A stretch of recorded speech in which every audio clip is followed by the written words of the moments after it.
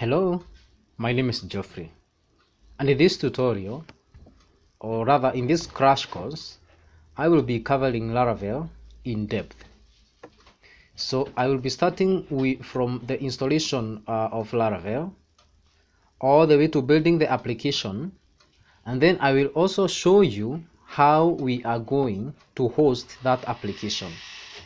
At the recording of this tutorial, Laravel is the best PHP framework out there. So if you went and did your research and tried to find the best PHP frameworks, you will find that Laravel is standing tall or taller than all the other PHP frameworks.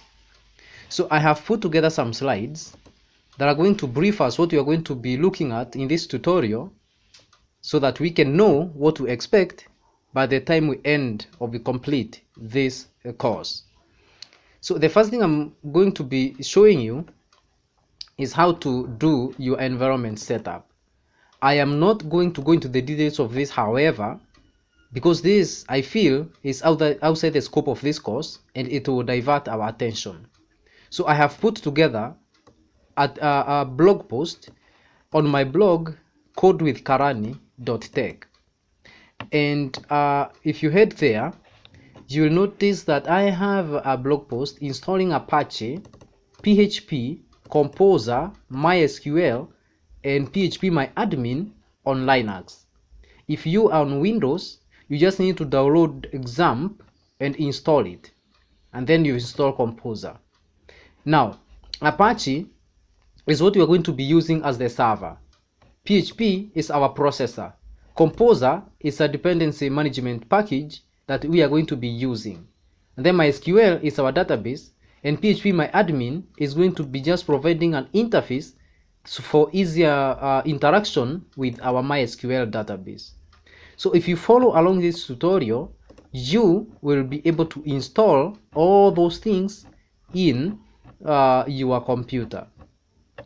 The next thing we are going to be looking at is installing Laravel. And then after we have installed Laravel, we are going to be heading over and installing two things, that is the front-end theme and the back-end theme.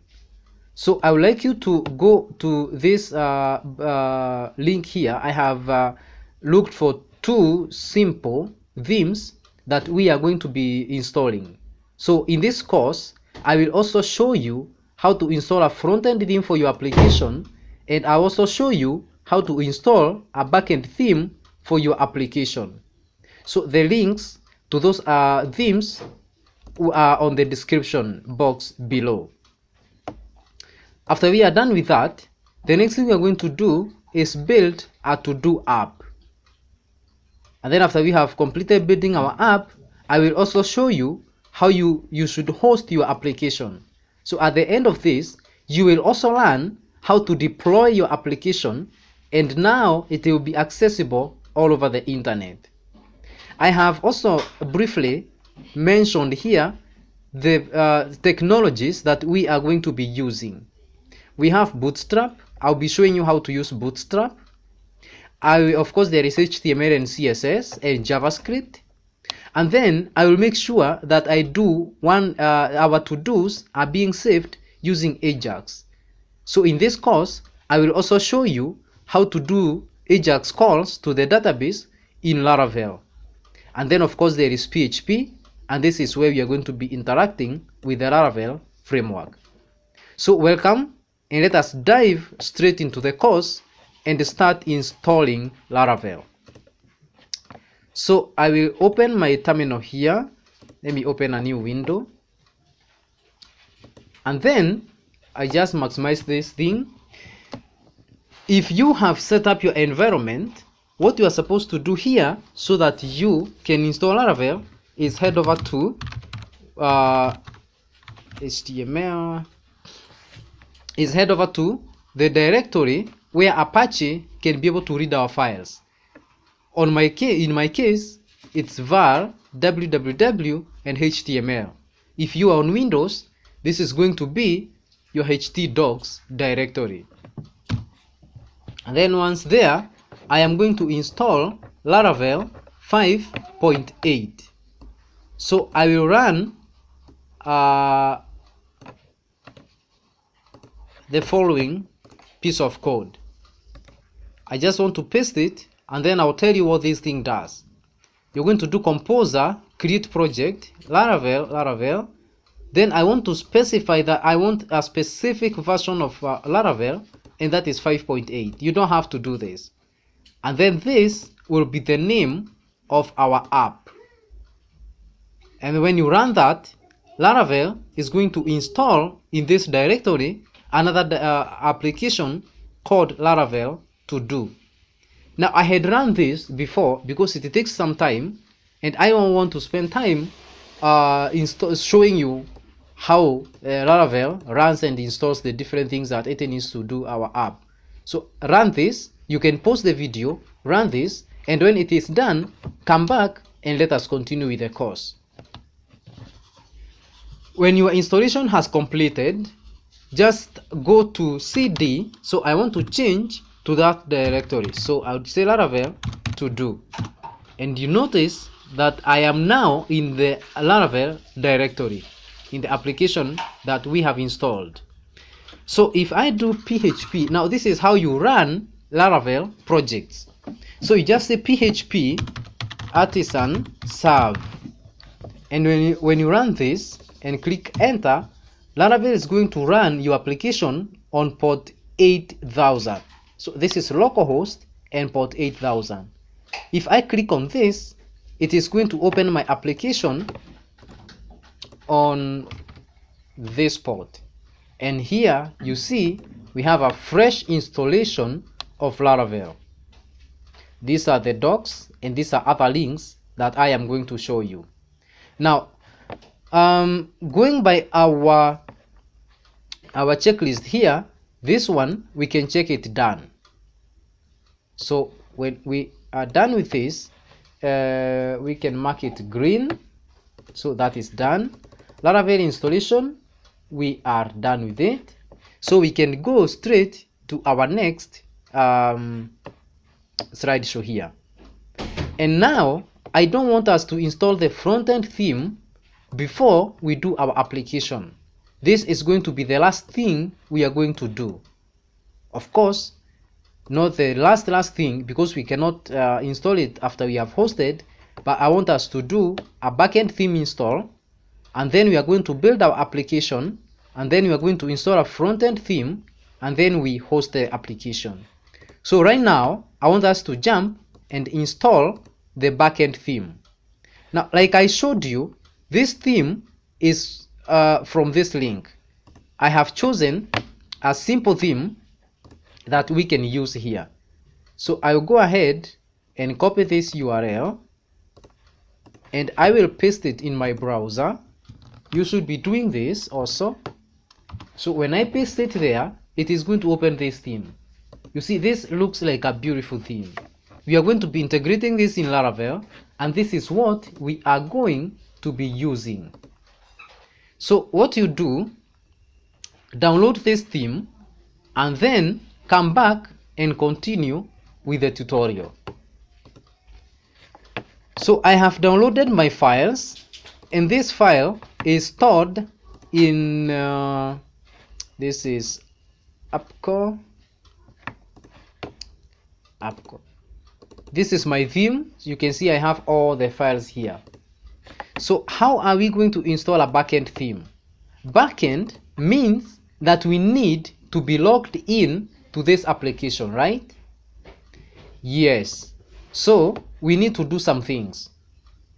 Number one, we need to make sure that we are able to log in to our application. So we need to do some things here. Go to localhost and open your database. That is PHP my admin. This, like I mentioned when we were starting, is a program that helps us by providing a UI for our database. So it makes our lives easier. So let me log in. And here I have some few databases that I am working with on other projects. But now I would like you to head over to databases and create a database. So when you click on databases, or you can just click on this new here. All right, when you click on this, you'll be able to create a database, or click databases and then give your database name. So I'll call mine Laravel to do. All right, just that.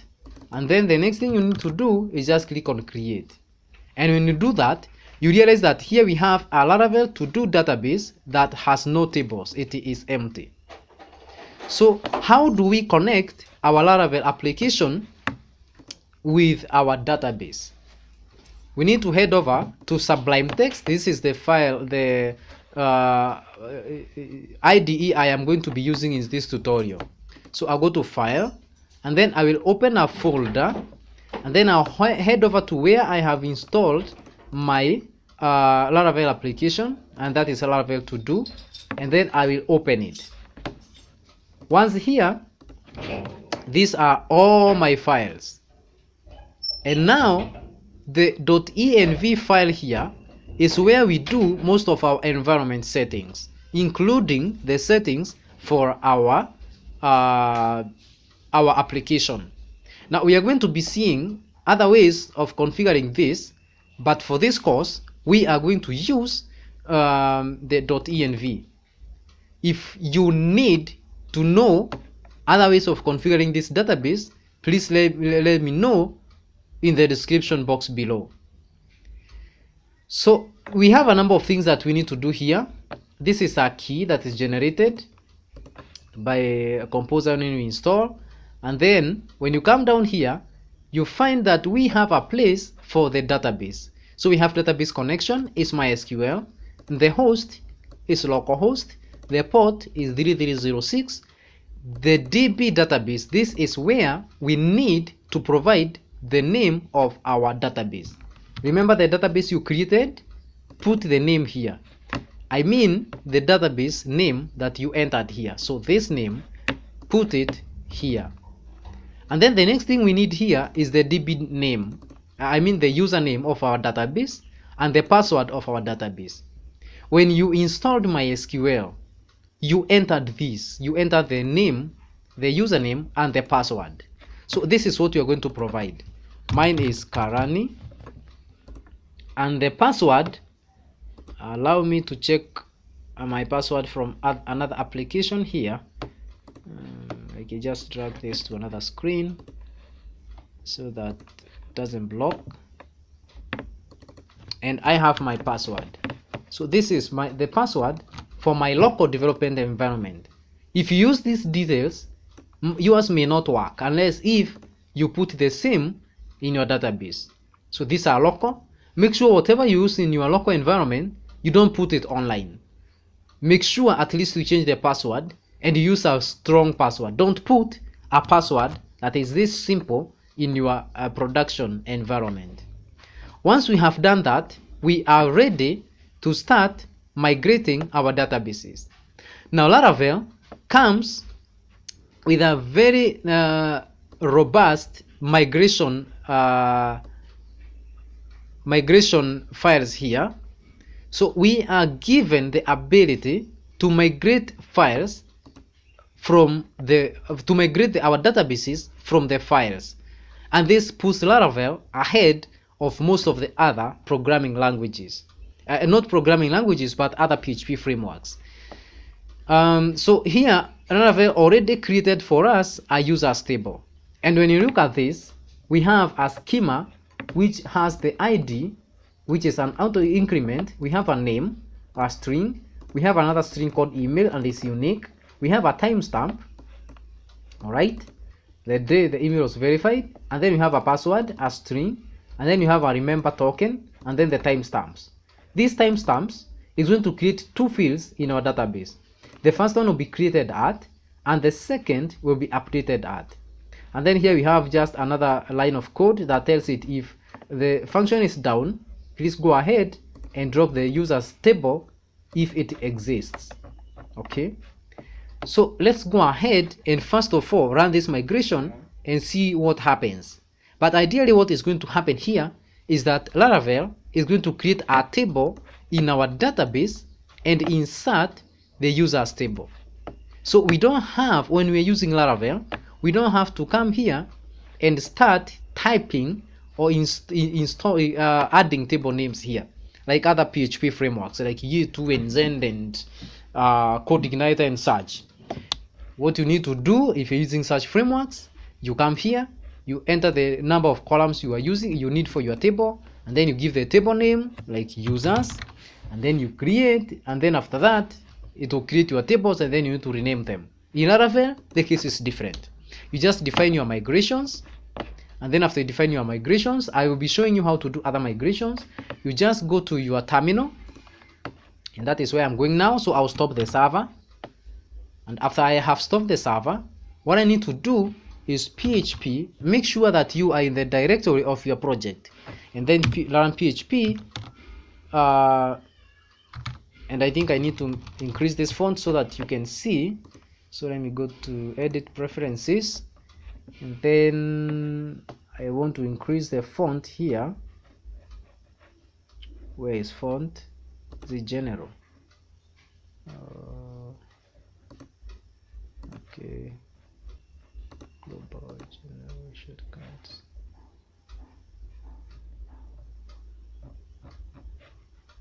I'm trying to increase my font so that you see what we are typing, what I am typing on this terminal. So I think it should be text, initial, okay, columns, all right, and then we have custom font. Yeah, of course I want to use custom font, and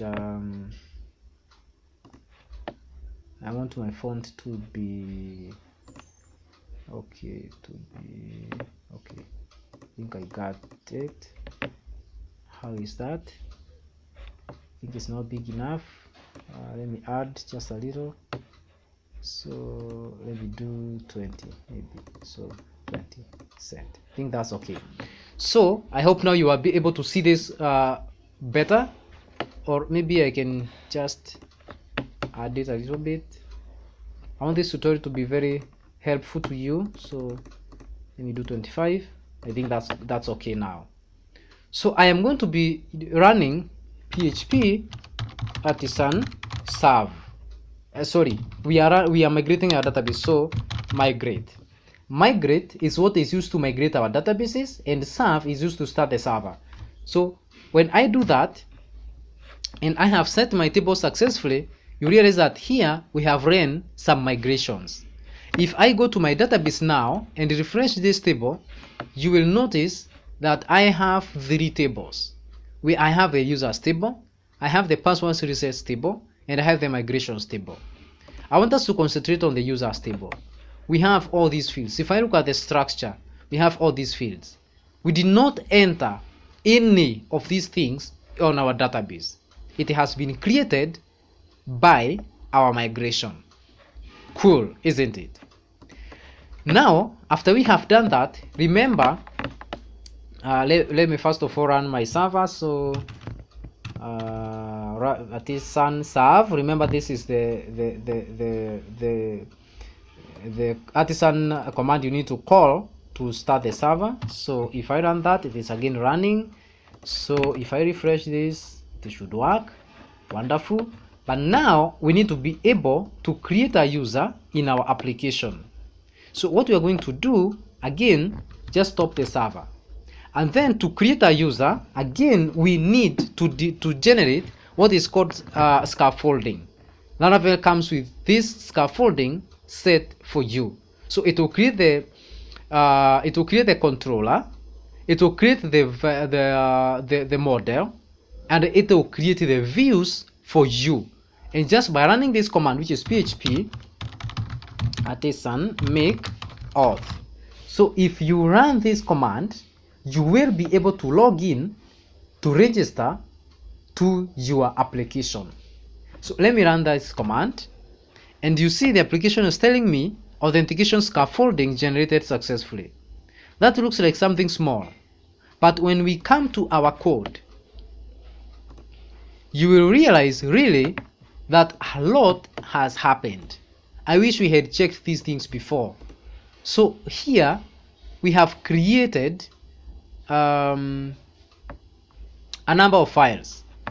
If I go to resources, views, and I go to layout, auth.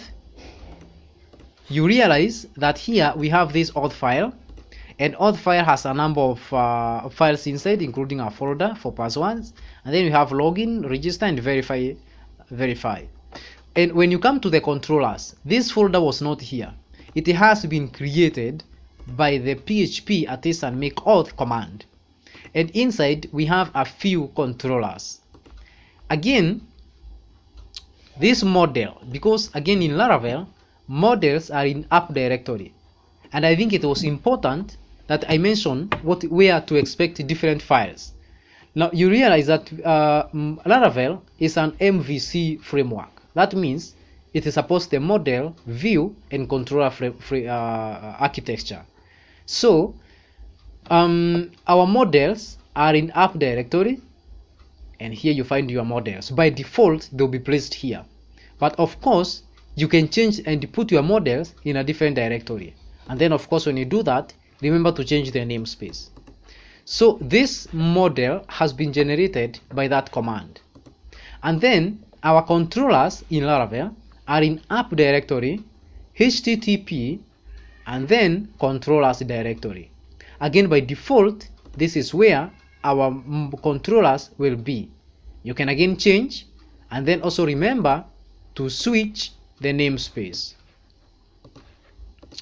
And then you expect an MVC to have views. So in Laravel, views are in the resources directory, views, and here you find all our views. Again, the home view has been created by the php artisan make auth command, and then the folder auth with all the files and one folder inside. It has been created by that command. So if now I am to come to my application and just make sure that the server is running, so run the server, and I reload this application, I want you to take note of what will happen up here. So let me reload this, and you realize that here Laravel has given us two links. There is login and there is register. When I click on login, you realize that I have also a form that is expecting our email address and our password, and I can choose to remember my password. If I have forgotten my password, I can click on this link, and here you have a place or an input to enter your email and then reset the password, and the password reset link will be sent to you. All this scaffolding is generated. How about register? Register has this form which has the name, or which expects the name, it expects your email address, it expects the password, and it expects also the password confirmation. Now if you enter details here and you click on register, again the scaffolding to even do validation for this input has been generated by that one command that we typed, php artisan make auth. So let's go ahead and try to log in here. You see that error reporting, beautiful. Again, it has been created by our command, by our artisan command. These credentials are not found in our users table. That is what Laravel is yelling at us here. So let's go ahead, and you realize that we don't have a user, right? So let me refresh this so that I can just make sure there is no user here. So let's go ahead and test our register form and see whether we are able to register a user. So my name is Geoffrey Karani, and that is my email address, and I can use this as my password, and then I click on register.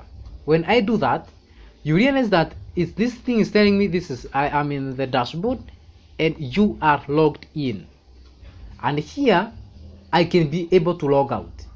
So apparently we are already logged in. Is this true? Let us check our database and see if there is anything here. So check, and yes, there is a user, and notice the password has been hashed by Laravel. So all this scaffolding, we have not written a single line of code yet. Laravel is fantastic, isn't it? It really is. So when that is done, now I can log out and go to login, and now I can just type in my email address and my password and log in, and you realize that yes, we are logged in. So this is the place where I want us now to change this to look and install the theme that I showed you before. And this is the theme, no, not that one, this one. So now when that is done, we need to install our theme. Oh, I don't actually have to do that. I think I can just show you the theme from my local environment. So open with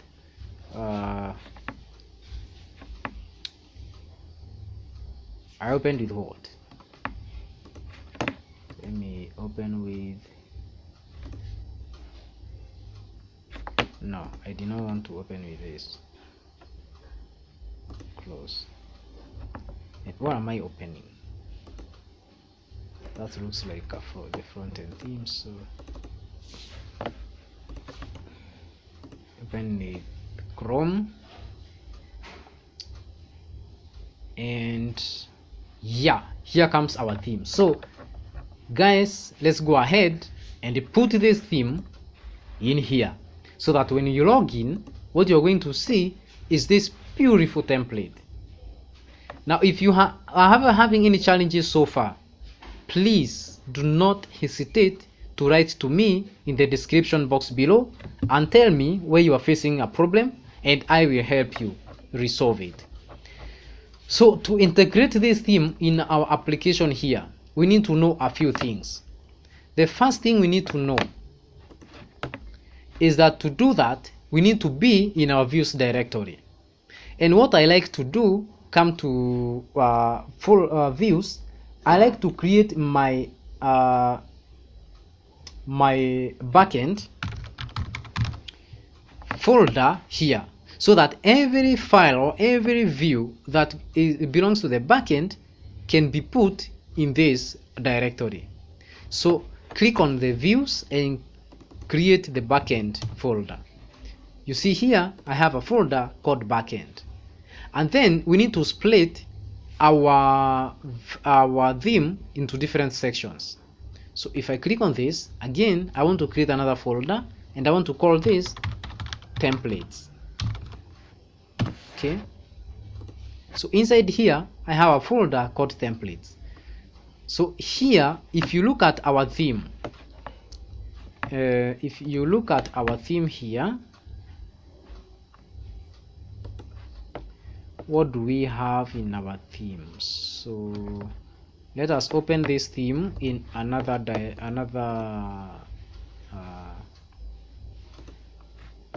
Sublime Text window. So go to desktop, I think it's in Laravel crash course, and this is the theme. So open it, and once I have done that, I need to go to my index, and here I have my index folder, my index file. So this is our index file. So when you run the program, when you run the theme, whatever you are seeing here, you can see it is the index file, index.html.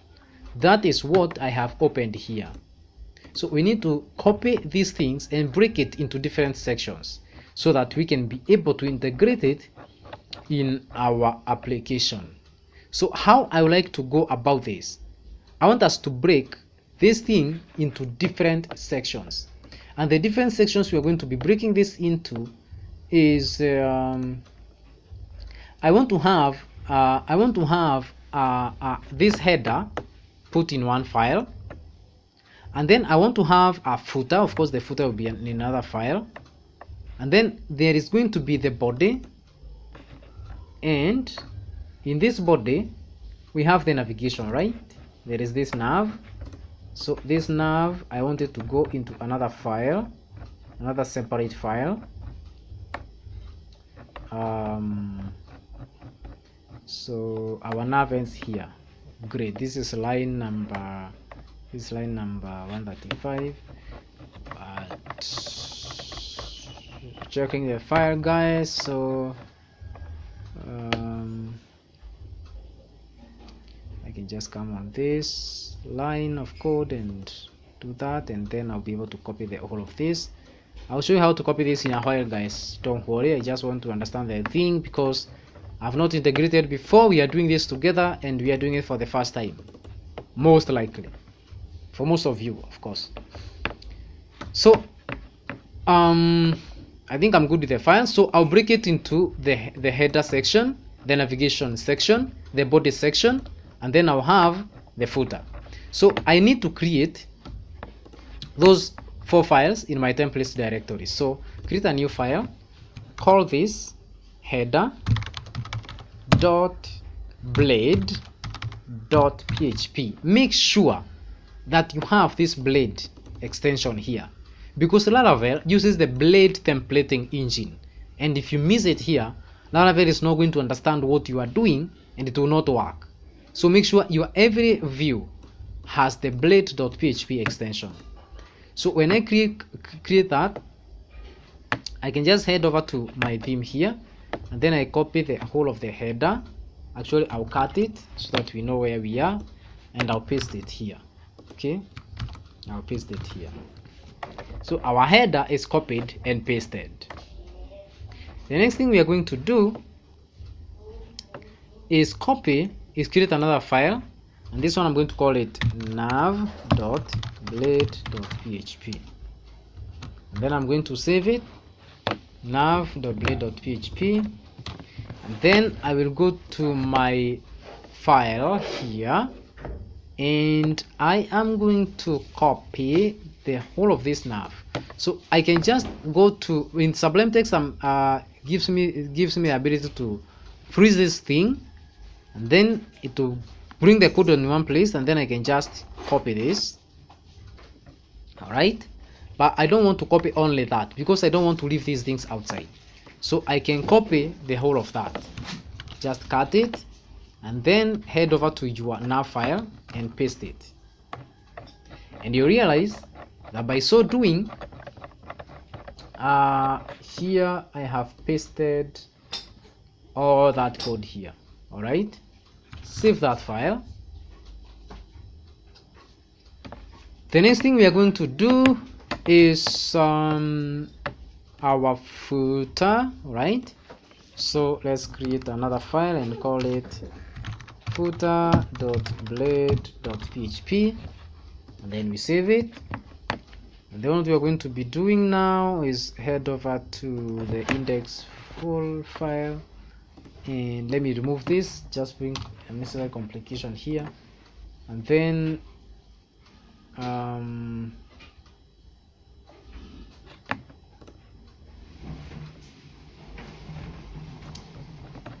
what nav is this? So just a moment, guys, just a moment. I want to change this font a little so that I can see what we have here. So let me have 14, and I want to see what we have here. This is general password. Looks like we have, what did we put here? Oh, okay, I get it. So what we have here is the header section of the navigation. So this is not the, now let's go to the theme. What we are having in the folder that we have just pasted is this header section here. So we can call it something like we can call this what we have header. We can rename this to, because this ideally what this file contains is our CSS files and maybe our meta tags that we are going to use for search engine optimization. So we can just call it meta. Okay, not meat. I think I'm thinking about meat. So meta, so that we can rename our nav to rename this to header, and then we can create another file, and this one now is going to contain the navigation bar.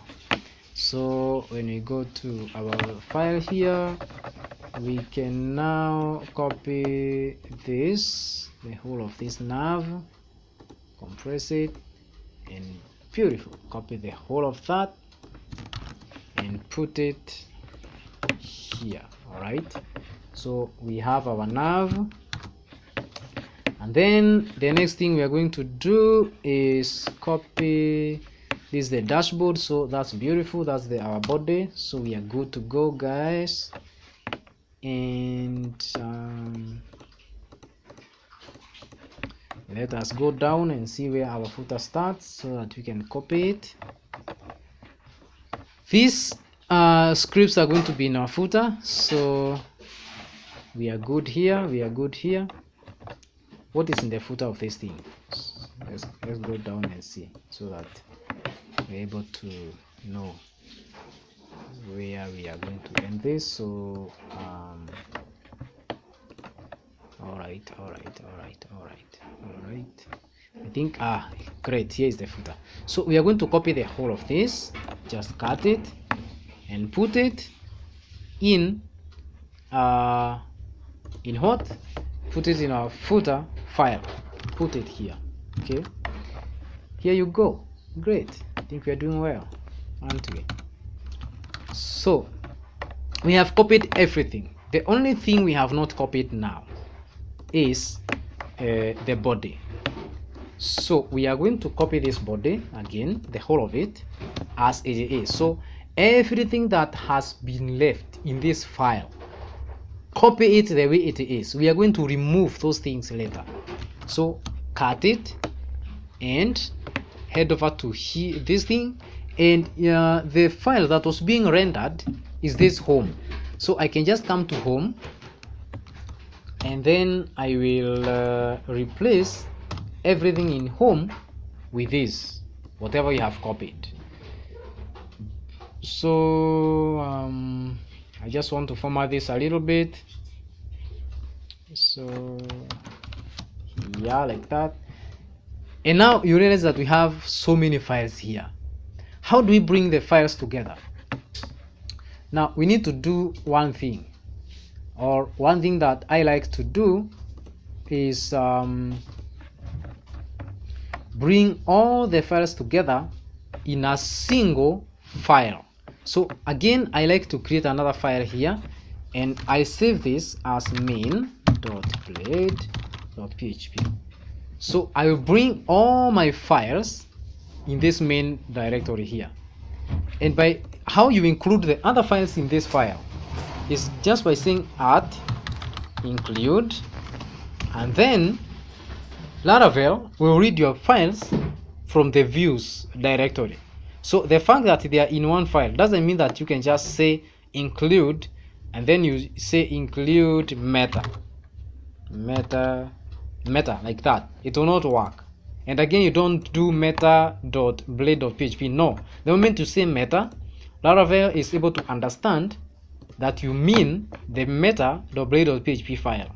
So what you need to do here is reference all the directories you have from the views directory. So when you give this to Laravel, it will start in the views directory. So if you wanted to read the meta inside the backend templates file, you need to tell it that. So backend.templates.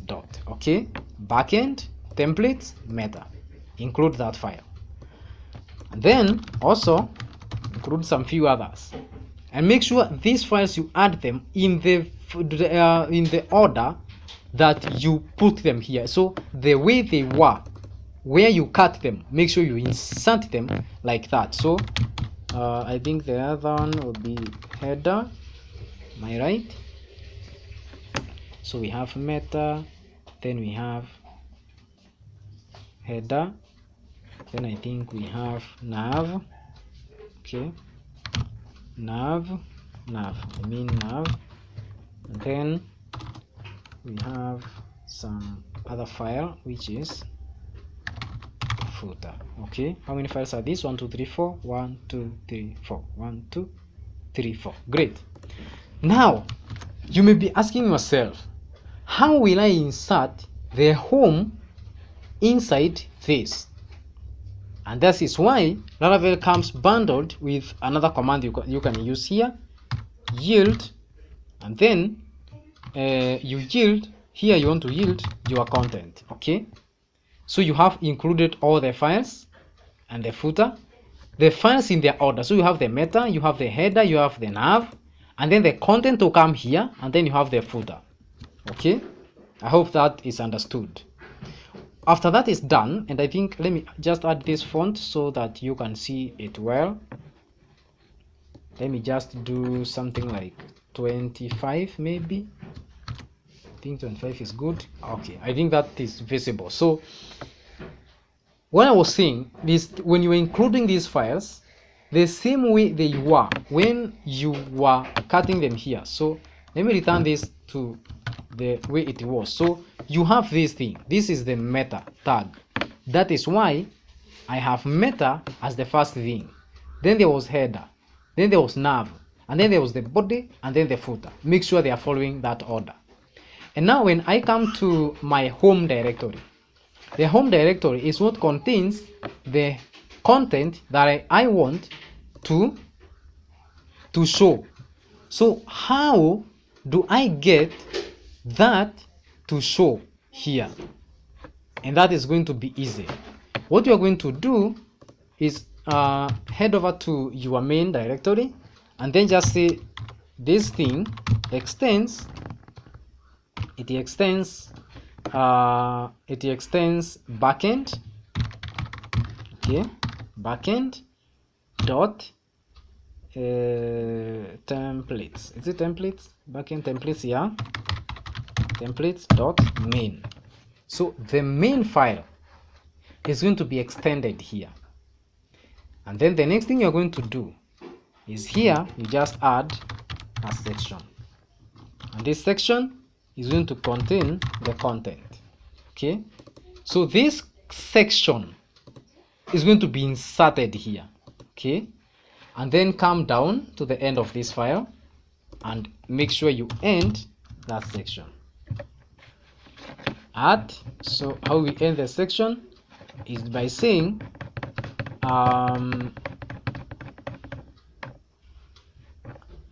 at one moment at end section. Okay, end section like that. So the section you are ending here is the section that was started here. And you realize that we don't have our, by that done, we have completed integrating this thing. But there is something you need to know. The styles in our main directory will not be found, because in fact I think we just run this and see what we have. So our server is running, go to localhost and run it, and what we get here is something that looks like our theme. It has everything, as you can see, but the files are missing. You see the header, the title tag has changed. Here we have the concept, and here we have things that look ugly and bad. So what is missing here is our files, I mean our scripts tags and our CSS. So how do we insert them? Go to your the place you copy the files, check where they have stored those files.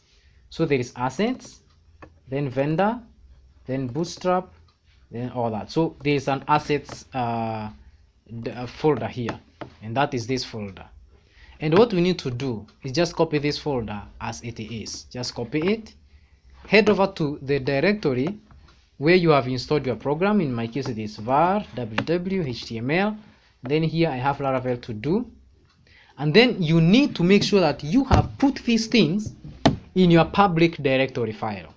So open public, and now here I can just paste my assets file, and when this thing is here I can now access it easily in my application. So when I come to my application, let me see what happens when I reload it. So when I reload this application, you see that our theme has been integrated successfully. This is running on Laravel. As you can see, it is home, and all that is now working. The JavaScripts are working. You can see that everything is nice. the pages are scrolling down, everything looks wonderful. So we have successfully integrated our theme. However, there is going to be a problem, and I want to show you this problem by creating a route in this thing, so that we see how to address this problem later when you face a similar challenge. So let's assume that here we have a menu for our to-dos. So let's head over to our application and go to navigation, and after dashboard, or maybe I can change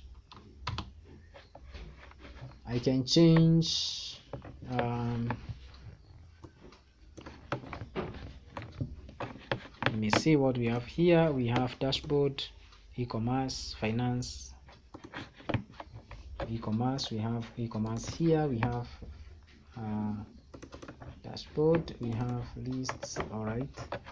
Let me reduce the font again a little bit so that I'm able to see where or I'm editing. So go to settings and change the font from 25 to 14. I'm going to show you this thing, guys, so don't worry about the font size. So we have e-commerce here. Let me see, we have dashboard, then e-commerce has other links, so I just want to remove this thing. I'll remove it, and then I will I don't need the dashboard to be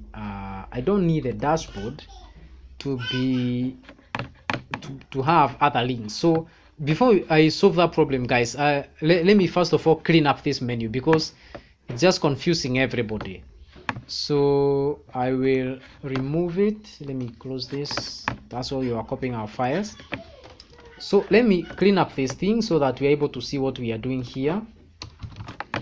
Definitely we don't need all these things. I think we can only remain with just what are you going to, let's leave only the dashboard. Okay, so let's remove everything from UI all the way to the end. So UI elements, so this thing, all right. So first clean those, and then here we have pages, compress. We have maps. I think that is it. Okay, I think that is it, guys. Let us save and see whether we have broken anything here, and apparently nothing is broken, everything is working.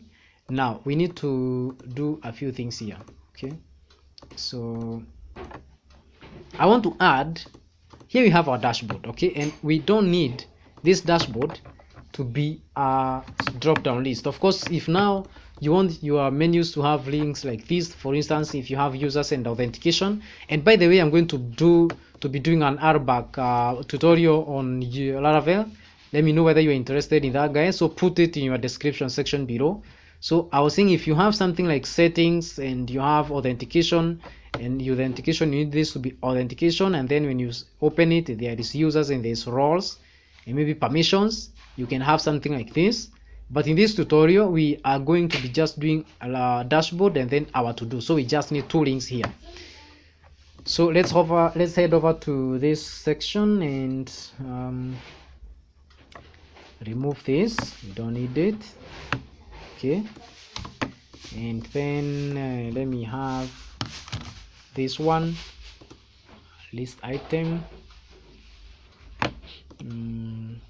All right, we have the dashboard, anchor tag, something like this. We don't need this again.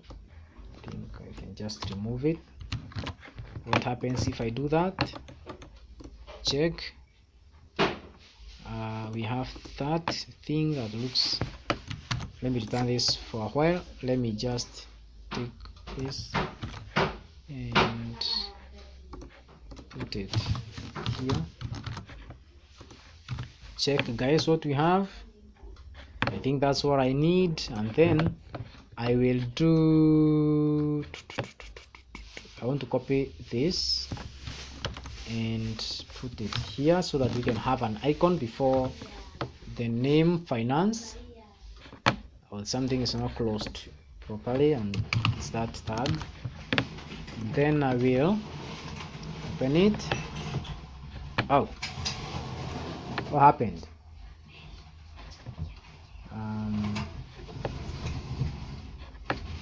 I think we need to do what? Maybe this would have come here probably. Let us see. Yeah, great. So we got this thing right. So we have our menu here.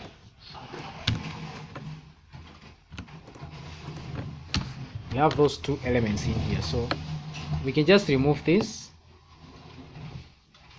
the whole of that.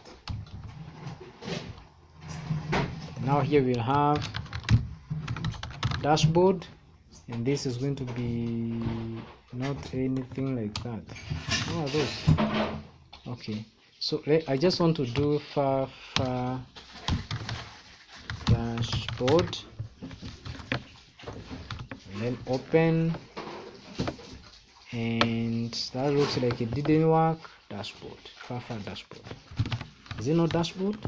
We have font awesome. Let's check whether we have font awesome here. It was in meta. We have font awesome here. Font awesome, yeah, we have font awesome. So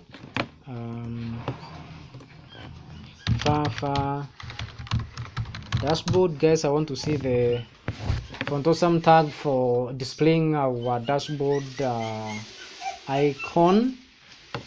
Looks like my internet is quite slow, so I'm waiting for it to load here. Oh, I don't have internet.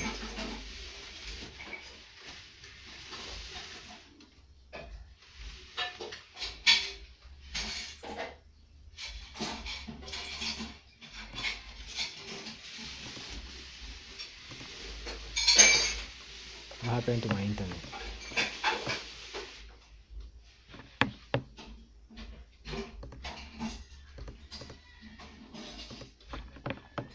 So we can use any icon here, guys. Icons are actually none of our business, so we can just use that icon, and then we have another menu here that takes us to our to-dos. Okay, to-dos like that. So if we refresh our application here, you will notice that in the menu we have finance and we have to-dos, but of course none of them will take you anywhere. But of course finance is supposed to, not finance, this is supposed to be dashboard. So this is going to take you to our route, and now this brings me to a place where I want to introduce you to the concepts of routes, because I want to show you why I was saying that there is going to be a problem even though we have added those links. There is going to be a small problem even though we have the meta tags and they are working now. There is going to be a slight problem, but I will show you how to handle that problem now. So let's create one more route, and this one is going to go to a route, and this route will be the main route. So if I come here and refresh, that route is not defined. Yeah, it is not defined, because if you go to our routes directory, so where you find our routes directory, guys, it is in the main file folder, and then routes are here. And for this kind of an application that we are building here, this is a web application, it's not an API. First comes Laravel comes with two route files. The first one is the API, and then you have the web. API is for APIs, so if you are doing a REST API, you're going to use this one for your routes. If you are doing a web application like the one you are building in this course, you're going to use a web file. And you realize that here we don't have a route that is defined for this. So you see, like this one we have a route, all right? This one is just route then get that. So this is going to return false. So what we are going to do, we are going, let me just copy a line of code from some other place to save some time, guys. All right. So copy this thing and I'll remove this. In fact, let me just remove even the comments. They are making this file more complicated than it really is. So to-dos, okay, as to-dos uses to-dos. Now the controller, which controller do you want to add these to-dos into? And there is going to be another problem also here. I'm going to show you. I want to explore all these problems with you, so that when you experience such, you know exactly how to handle that problem. So we are having a front-end controller here that we don't have, but in fact I want us to use a to-dos controller. Okay, so this thing is telling us and what I needed actually is that. Okay, so we have route get that uses as that uses to-dos controller at index, or at, yeah, let me say index. Now we need to create this controller, but then there is another problem. Our dashboard is what we wanted to show here, and that means we wanted to go to the home directory. And I think if I refresh this now, it is going to work, because we wanted to go to home, not to slash. Slash is going to be found when we log out of this application. So when people go to your to-dos, maybe you're going to call your to-dos app, and somebody just goes to todos.com or todos.net, where they're going to land, that is the slash directory. In this case, for my blog post, oh, there's no internet. I think internet is back. All right, yeah, we are back. So when you click on when you go to code with karani.tech, this, whatever you see here, is the slash route. So it's just slash. This route here is contact me. So maybe I've called this thing contact. But Laravel again as a way of renaming this, so that you change your URLs for easy recognition by search engines. So in this case, what I want to do here now is, so here this one I can just front-end, I can just return it to front-end controller. I'll show you how we are going to use these guys. Front-end controller index. All right, this one uses the home and that. Okay, now there is going to be a problem here, and I want us to add a way of logging out of this application. So I want to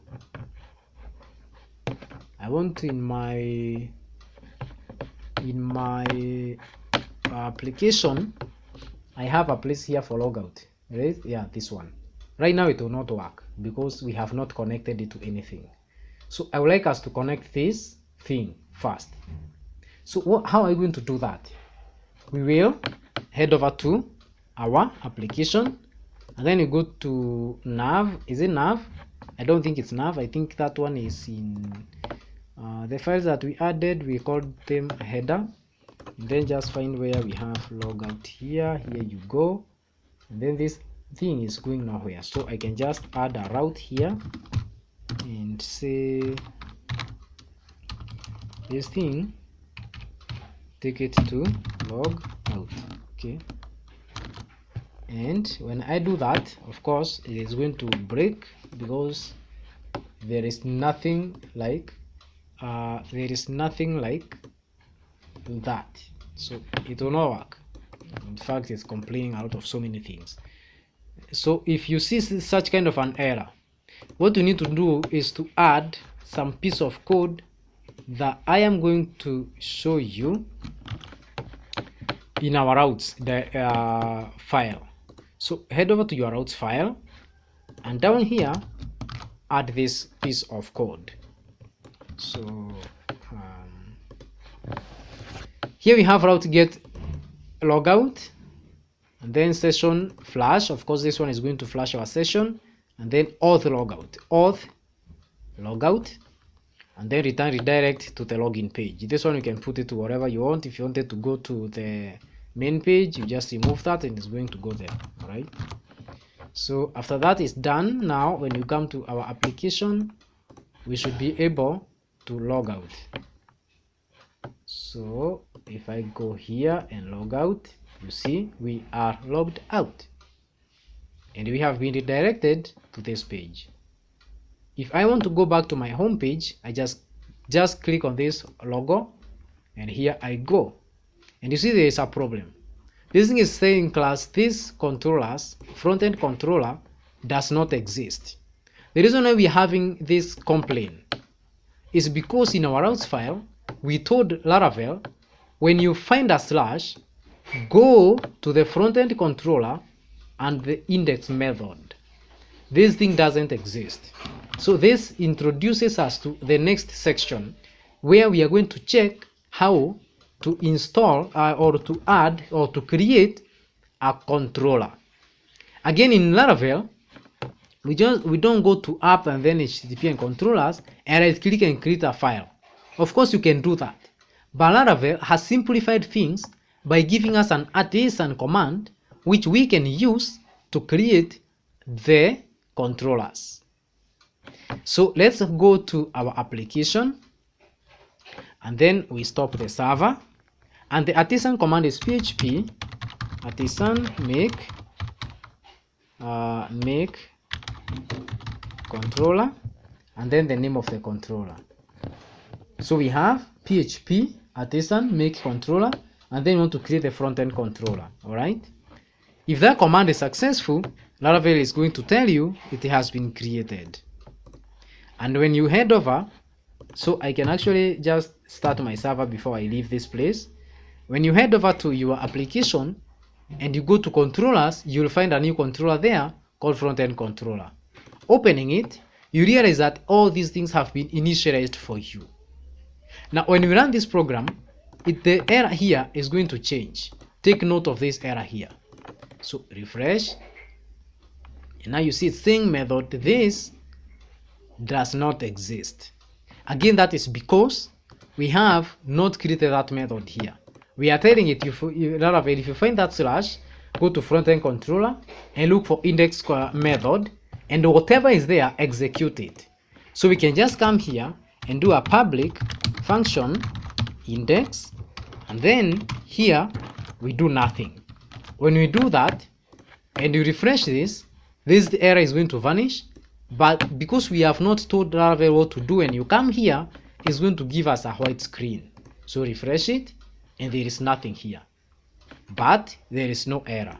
So what do we want to do? We want to return a view, and the view that we want to return is the one found. Remember, I told you that Laravel starts executing the views directory from resources views. It does not go to the folders unless you instruct it to do so. But here we want to return our welcome page, so we can just say welcome. Okay, and when we do that and refresh this page, we see the page that we saw first when we created our application. So logging in again, I log in, I come to my backend. You see, beautiful.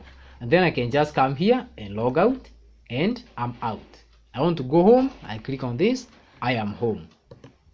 Routing is working successfully. Let's log back in, and I want to show you how to add this thing, and you see that some things will break. So to-dos, the first thing that we are going to do, guys, is create a route.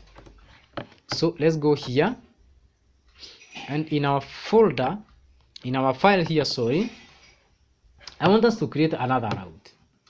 The route I want us to create is a route that is going to take us to the controllers, to the to-dos directory. So I can see to-dos, and then here I want to access it as to-dos, and then I want to-dos controller. All right, to-dos controller. So when you find to-dos slash anything like slash to-dos, go to, okay, this is what I'm going to be calling. So go to to-dos controller at index. So I'll take this. All right, this is what I'm going to be using in my call to this route, but this you can rename it anything. All right, guys, so here is where you define what you want to show on the browser. Make sure that this part is readable, is well readable, so that the search engines can find it easy to track your application or to index your application.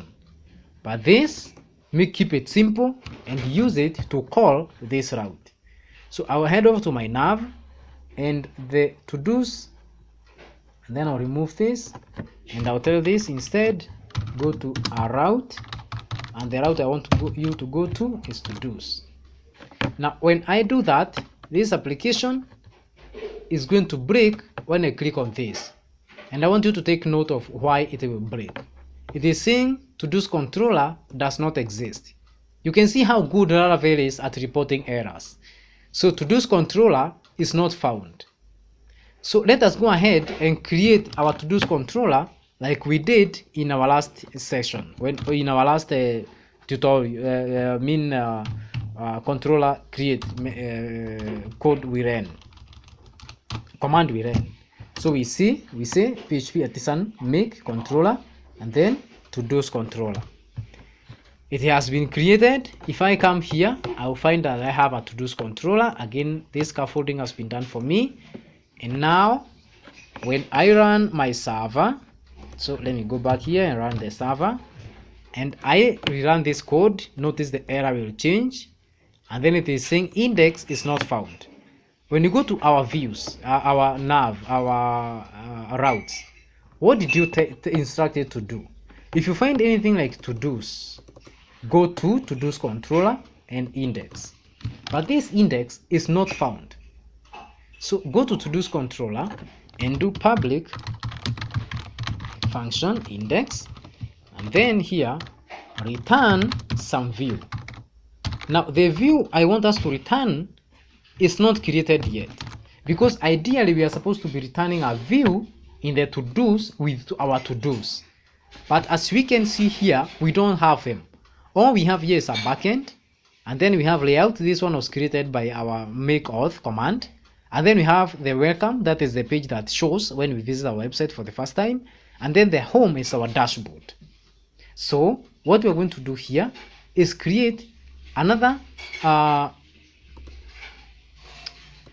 in our backend. Let us create a file, because again we want to access it from the backend. So in the backend, create a folder called to-dos. This is how I like to do things. I like to organize my code so that it is easily readable by other developers. So to-dos, and then here I'm going to create a file that I am going to be calling index.blade.php. Again, don't forget to put the .blade extension. When I create, I have my file. So I want to return a file in backend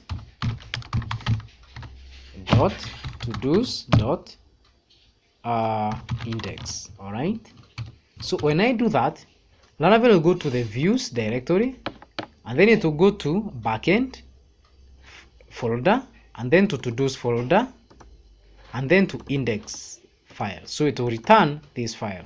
So if I do a h1 here and I do something like to-dos, and then I head over here and refresh, this thing is going to give me to-dos. Beautiful. But our theme is lost, so I want to to inject our theme in this folder. This is where the beauty of templates is shown. So remember what we did when we inserted the templates in home. We just needed to extend this and then add a section here. We just need to copy this. The same thing we did in our home is what we are going to do here. All right, so we are going to add it there, and then here we're going to say add end section. Okay, don't forget to end the section. And now when I refresh this page, take note of what will happen. Our theme is back, but notice that there is a problem. Our JavaScript is working, but there is something overflowing here. What is the problem? If I view page source and I check these things, that is available, this one is available, all right, this one is available, all right, there definitely is a problem. What is the problem, guys? Take 1 minute, figure out what the problem is, and come back, and I will show you where the problem is.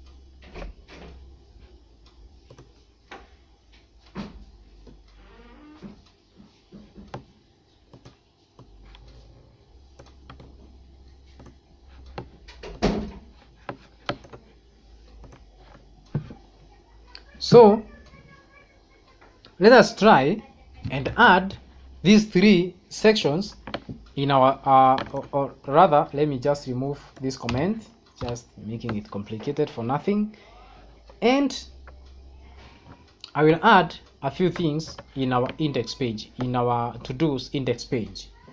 The first thing that I want to do is to add I want to add this one is that, so let me add these 3 things. So when I copy this and I come to my index and I add those, and please make sure to close them like that. And now I want to go back to my file and refresh, and I want you to note that everything is now in place. Now the next thing I want us to do in this tutorial is let me do just a heading one here, and I add to-dos and refresh. Where will you be? To-dos. There you go. Beautiful, isn't it? So dashboard, and now to-dos, dashboard, and now to-dos.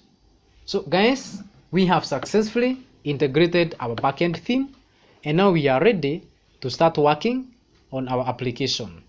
Don't worry about these things. Of course, if you're not interested in them, you can just remove. If you want to change these figures, it will be easy. I'll be showing you briefly as we go along. Maybe I'll just change one of these, and I'll show how many to-dos I have in our application.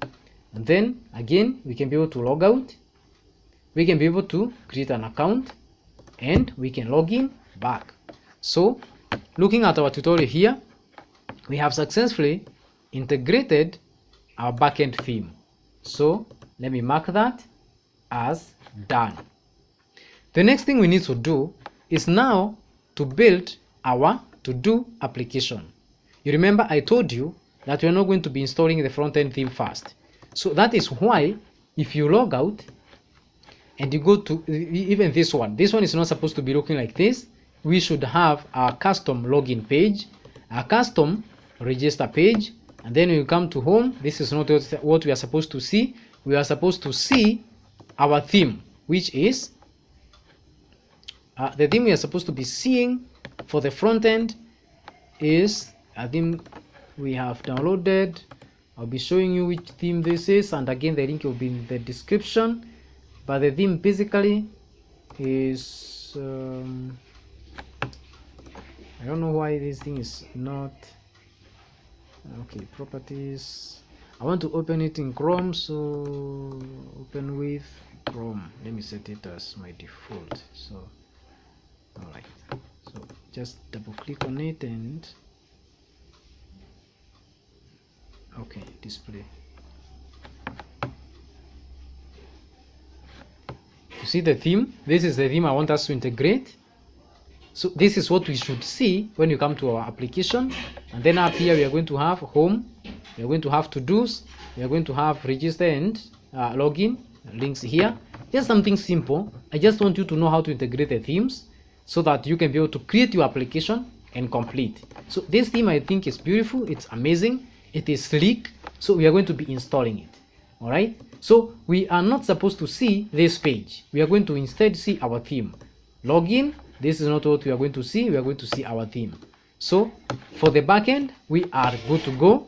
When you log in, we see this, and now we can create our to-dos. We are going to be, I'm going to be working on this in shortly, and then we are going to be bringing our to-dos maybe here, and so that we can just I show you how to read data and display it here. So we are going to be I'm going to be showing you that shortly after this.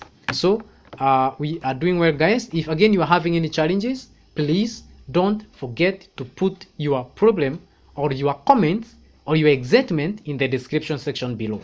So please don't forget to like this video, and don't forget to subscribe to this channel so that you will be notified every other time I do a video. Let me see you shortly in this video, so you can just try to recap what we have done, and then we come back and build our to-do application. We left as to-dos, so let us go ahead and create an interface here where we are going to be adding our to-dos. Now in this course, I will not be very specific or precise about the UI or the UX. By the way, those two things are different, so I don't mean by saying UI or UX, I don't mean they are the same thing. So if you know the difference between UI and UX, please do your research. They are completely different. So I will just be concentrating on Laravel and how to send the data to the database. So I want to create a form here where we are going to be showing our to-dos. And how I want to do this, I want to have on this section a place where I will be adding our to-dos, and then to the right I'll be showing all our to-dos. Okay, so I will add a bootstrap card here. So bootstrap card, I just want to copy a card from bootstrap, and this doesn't look bad. Okay, I'll just copy. So copy this code, then I'll head over to my application. Here I have a container fluid, so div class equals row,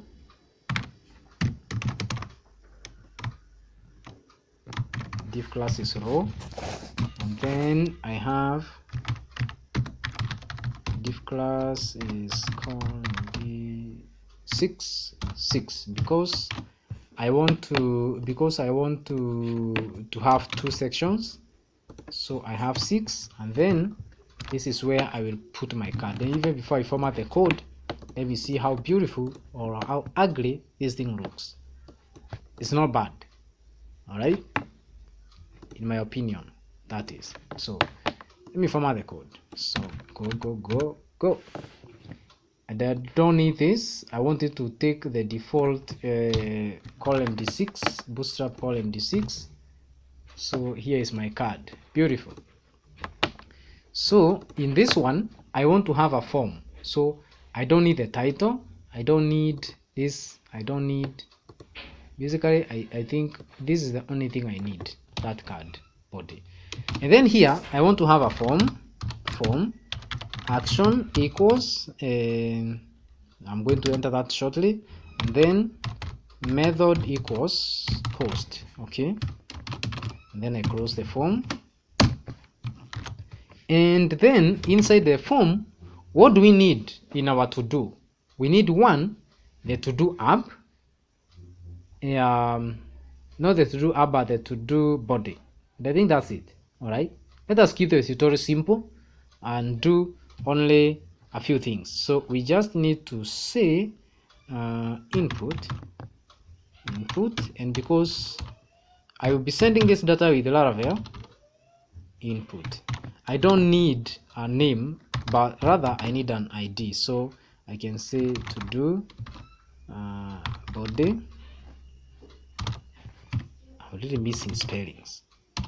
What's happening with me? So input ID is to do body, and then of course I want a class of form control. This is bootstrap class to format our form. If you check, this is what we have now, but I want another thing. I want to add a placeholder here, and I want to say add to do. What's wrong with my spelling today? Oh no. What will you be doing today? All right, and then I want this thing to be at least, so minimum, min, how do we do this? Min length. Okay, min length maybe 5, so you cannot do something like very few characters and click on send. So let me also give this thing a title like heading 4, and then we have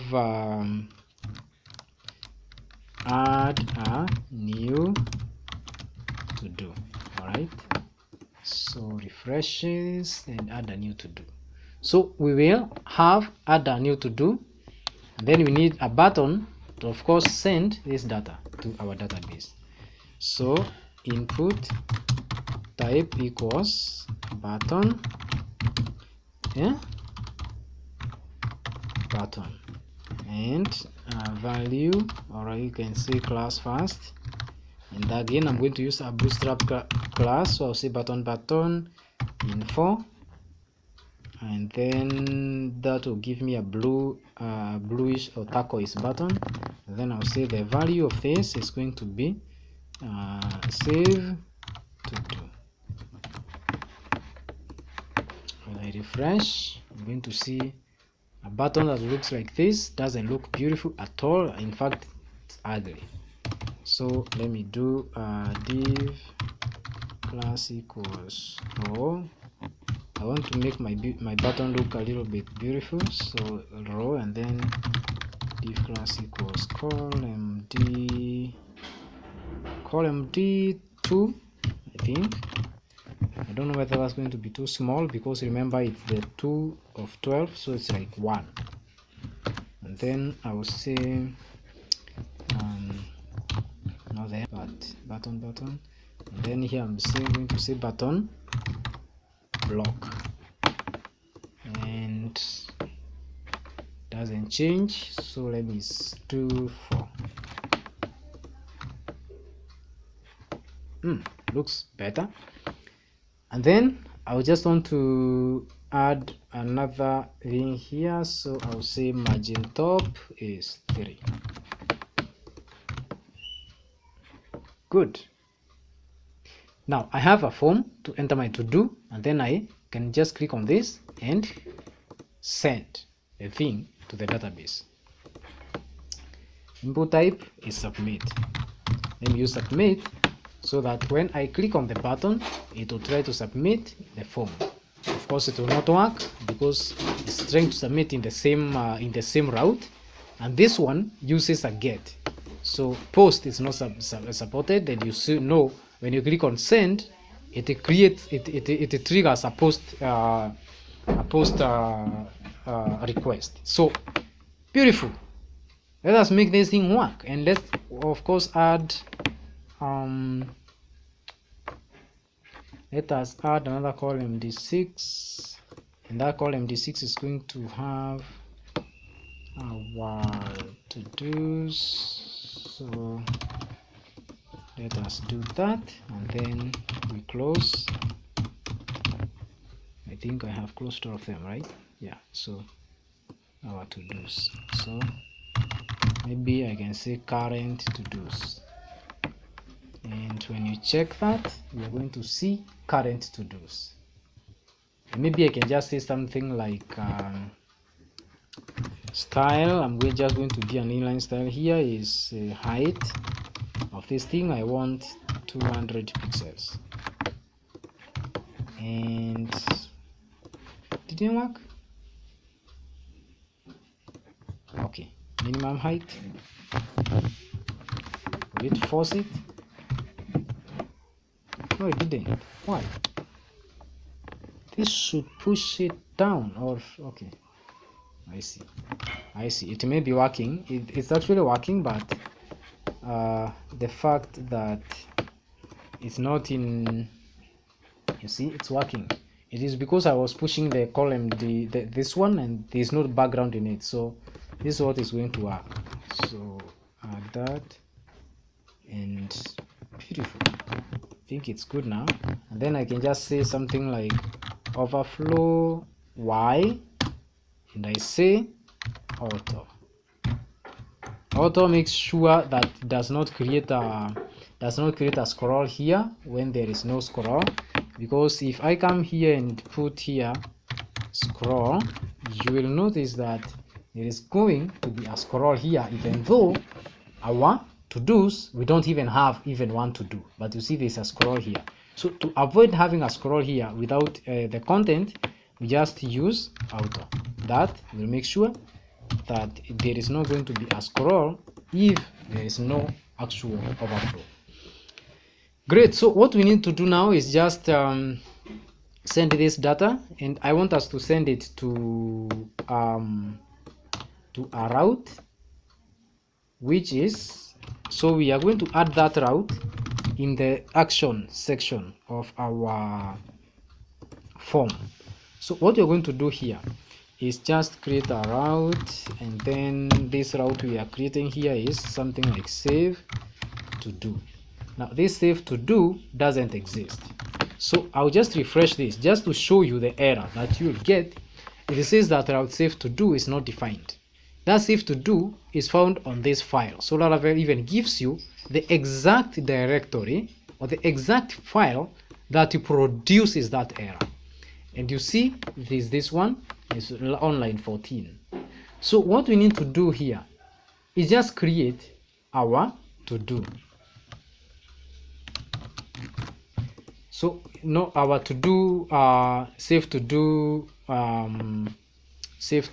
route here. So we can go here and to do's, and I can just say okay, take that and then put it here, and then I can say to do / save as save to do. Remember, whatever you are calling should be here. Uses this as save. All right, so save to do is now there. So when you refresh this, there is not going to be an error. But when you enter your to do, oh sorry, this is not going to be a get but a post. It's going to be a post request, so it's going to give me an error related to that method not found. But actually we got another error, and this is important because I want to explain these things to you as we move along. So the 419 page expired error in Laravel is caused by cross-site request forgery. Laravel does not allow you to send data to the server if you have not actually verified that you are sending that data from this current server. So you need to go to your form in the index and add a CSRF token. CSRF is short for cross-site request forgery.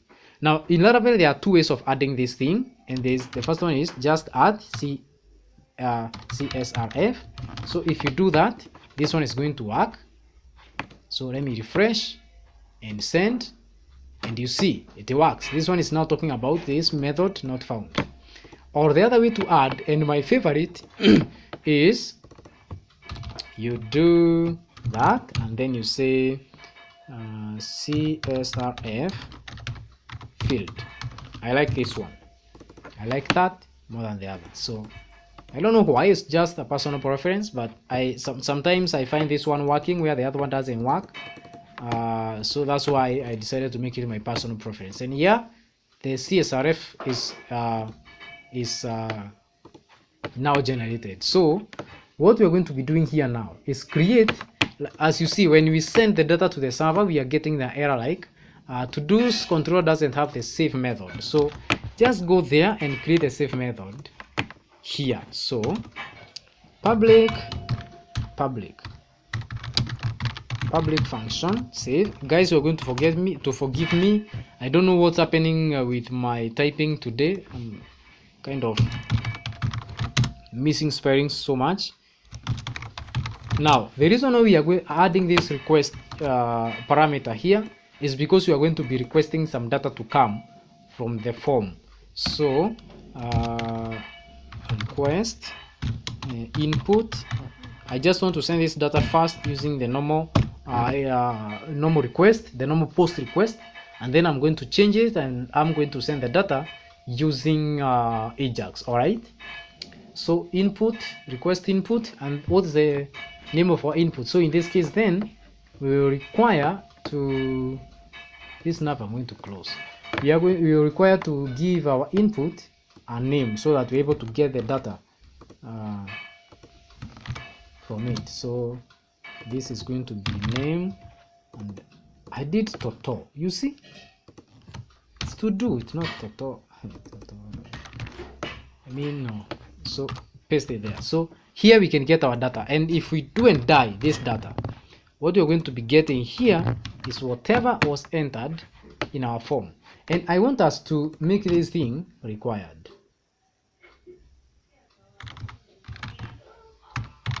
Let us make it required so that nobody is going to send this form empty. So you cannot send it empty, and you cannot enter two things and send it. It's already telling you you have one character. So you need to do something like dinner, maybe something like dinner with wife. All right, send it, and it dies dinner with wife. So that means we are already in our controller. So now we don't have a database, but we need to store this data in our database. So Laravel, remember when we were creating this migration, when we are doing this migration for the users table, I told you what you need to do is go to the migrations file, and there you'll find the migrations.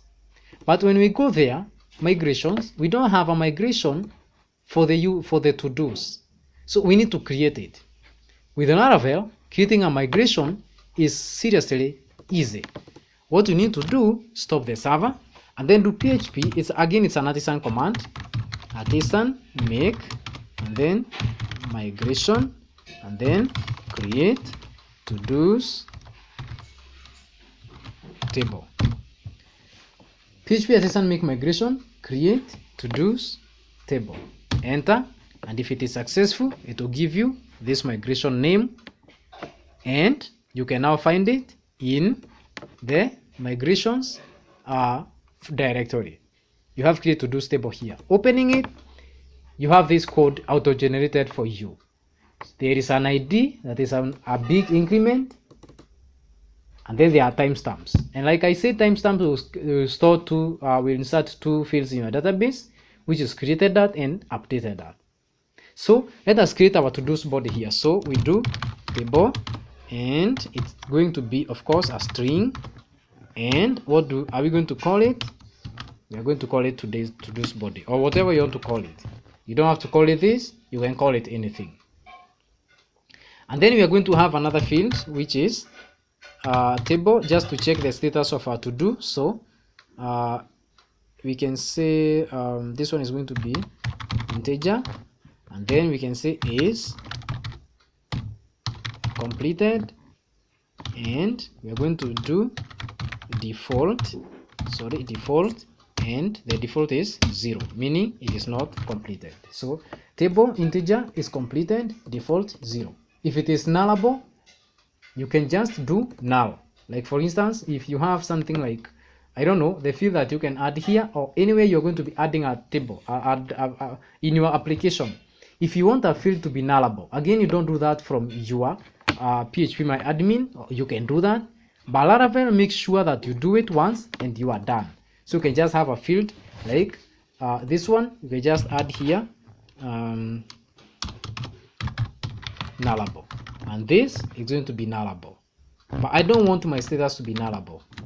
I want it to be having a default of not completed. Okay, our migration is done, and now what we need to do is head over to our terminal and do php artisan migrate.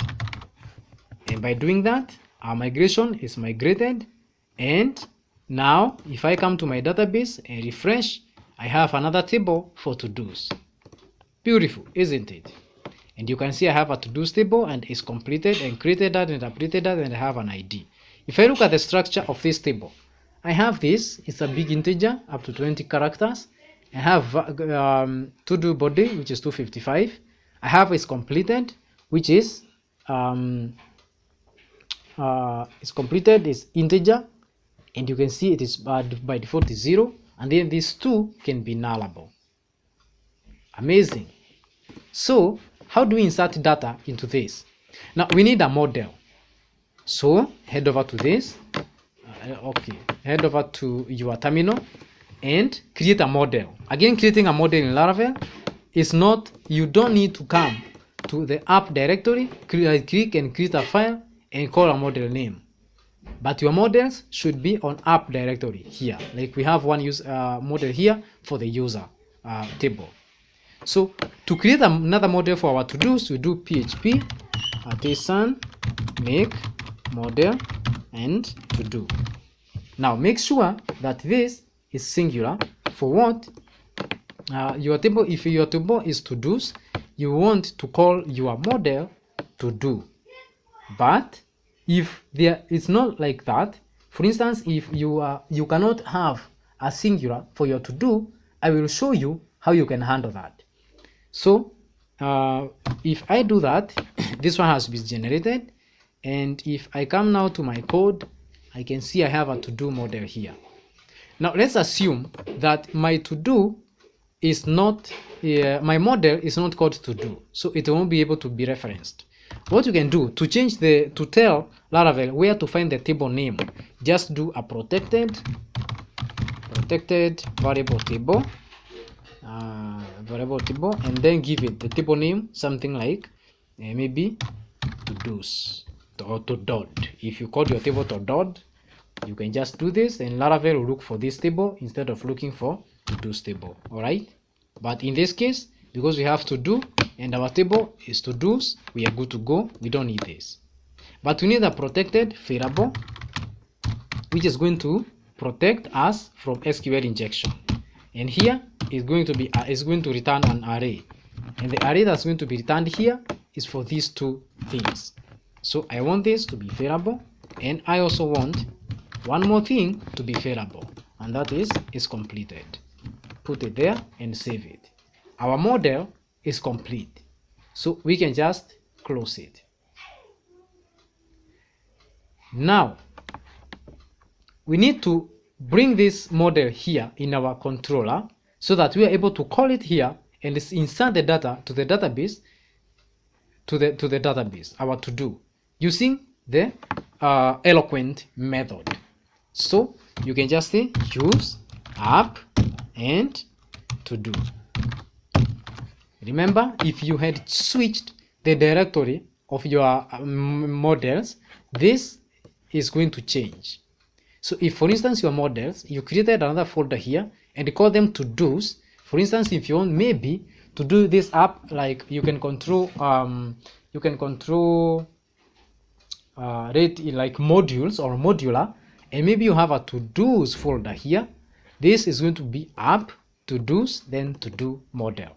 All right, And when this is done, now I can come down here and just access this thing. I can say variable to do equals new. I create an object to do. This is an object of the to do model. Here I can just copy this and say variable to do equals sorry, not to that. I can take to do, and then I take the field of the database like that, and then I say equals. Then I can copy this twice because I have two things, and in fact I don't have that because I have set the default of is complete to 0, and every time you are adding a new to do, by default it is going to be new. It's a new to do you are adding. So I just take this input that was put by the user and put it there, and then I can just take my to do and insert it into the database by calling the save method. So what have we done here? We have taken to do equals new to do, then to do body. This body is what is found in the database. So this to do body is what is going to go here, right? And then request input to do body. This must not be the same name, but coincidentally for me it is the same. This input to do is what is in your form input. The name is this one. All right, this is what will go here, and then you call save method, and then you can just say return redirect. And by the way, you don't need this. Let's just save one to do so that you can see what will happen. But what will happen is that it will insert the data in the database, and then it will return a white screen because we have not told Laravel what to do after inserting the data. So let's go ahead of, let's just make sure that our server is running. So run the server, and then go to our application. Where is it? Here's the app, and then I'll refresh. It's working, and then I'll say take maybe something like take out the trash. It's something that I don't like doing, but I do it. So save it, and you have a white screen, a good sign that our data has been inserted in the database. Check it, and yes, we have a record here. Notice that these things have been captured by default, and we have is completed set to 0, and the body is take out the trash, and you have an ID of 1. All right, beautiful. What if we wanted, after inserting, we don't want to see this, we want this thing to redirect us back to where we were. So just say return redirect, and then call the back function, and that is going to redirect us back to where we came from. So let's add another to do, something like dinner with wife, and save it, and it is saved, and we are back here. Refresh it, and yes, we have dinner with wife, ID of 2, not completed. Now we need to see our to-dos here. Okay, every time we add a to-do, we want to see it here. So what are we going to do? This is what we are going to do. We are going now, remember this view is being returned by some method, right? And that method is this method here. So this is where we are going to call all our to-dos. So we are going to do something like variable to-dos equals, then we call our to-do model, then we say get. All right, get.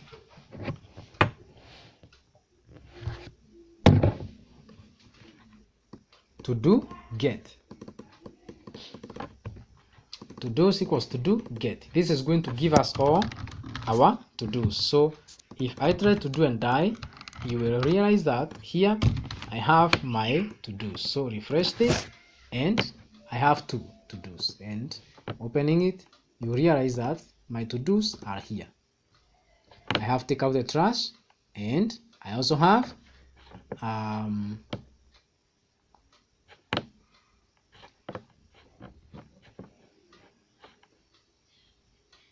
all right, so I have to take out the trash, and I have, where is my second? Oh, here it is. So two arrays.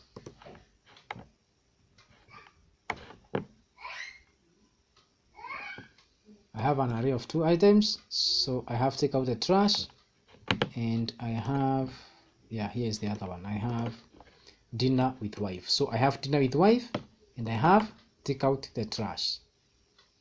So if I go back to my code, now I can be able to return this data to the view. How do I do that in Laravel? Again, it is easy. Just tell it with, and again here we have 2 ways of doing this. You can just come here and say, and how do we do compact? Is this something like compact? I think this is it. Let me try. I don't use compact myself. I use to do. So I think that's it. Let's see if we don't have an error here. We might be compact doesn't exist. Whatever, you can check how compact does it, but I like to use with to do's, and then I call to do's. This is how I do it, and that is how I like it, because it looks more readable, it looks clean, it looks beautiful. So refreshing this, I'm back to this thing, but I don't have my to-dos. So how do I show my to-dos here? Easy. I just need to come here, and then down here after the h4, I just need to loop over the to-dos array or object that I have, and then show them here. In Blade templating engine, this is how we do it. For each, and then call whatever you returned. Notice that you are not going to call this, you're going to call this. So you could have called this my to-dos or whatever you call it. So this is what you need to call here. So again, it's a variable to-dos as maybe variable to do, and then do something, and then at end for each. Remember to end for each. Okay, and then what do we need to do here? Maybe you need to add another HTML tag, but basically I can just show you that I have my to-dos here. So I can just take this, and then I call on the name of the to-do body, something like that. Paste it here and refresh this, and I should have my to-dos. So this thing is complaining that there is an expected to do. So what did we do? Where is this? This is in index.blade. Let's check and see what we got wrong. And what is it? This is not as in, it is as. Okay, so let's refresh it, and we have take out the trash and dinner with the wife. So we have our 2 to-dos shown properly. This doesn't look exciting though. Let us make it a little bit better. All right, so we can do something like span, or we can even call div maybe class equals what class can we use here to make this thing? All right, let me just not call a class, let me just close it, and then I'm going to copy this and put it here, and like that, and then I can just say style equals background color, let me say red, so that I can see what I have first. There we go. All right, and we are going to call a row here. Yes, let us do a class equals row for every to do that we have. Okay, and then inside we call div class equals call md12, not 120, again it's 12, and then we close this. This is supposed to be there.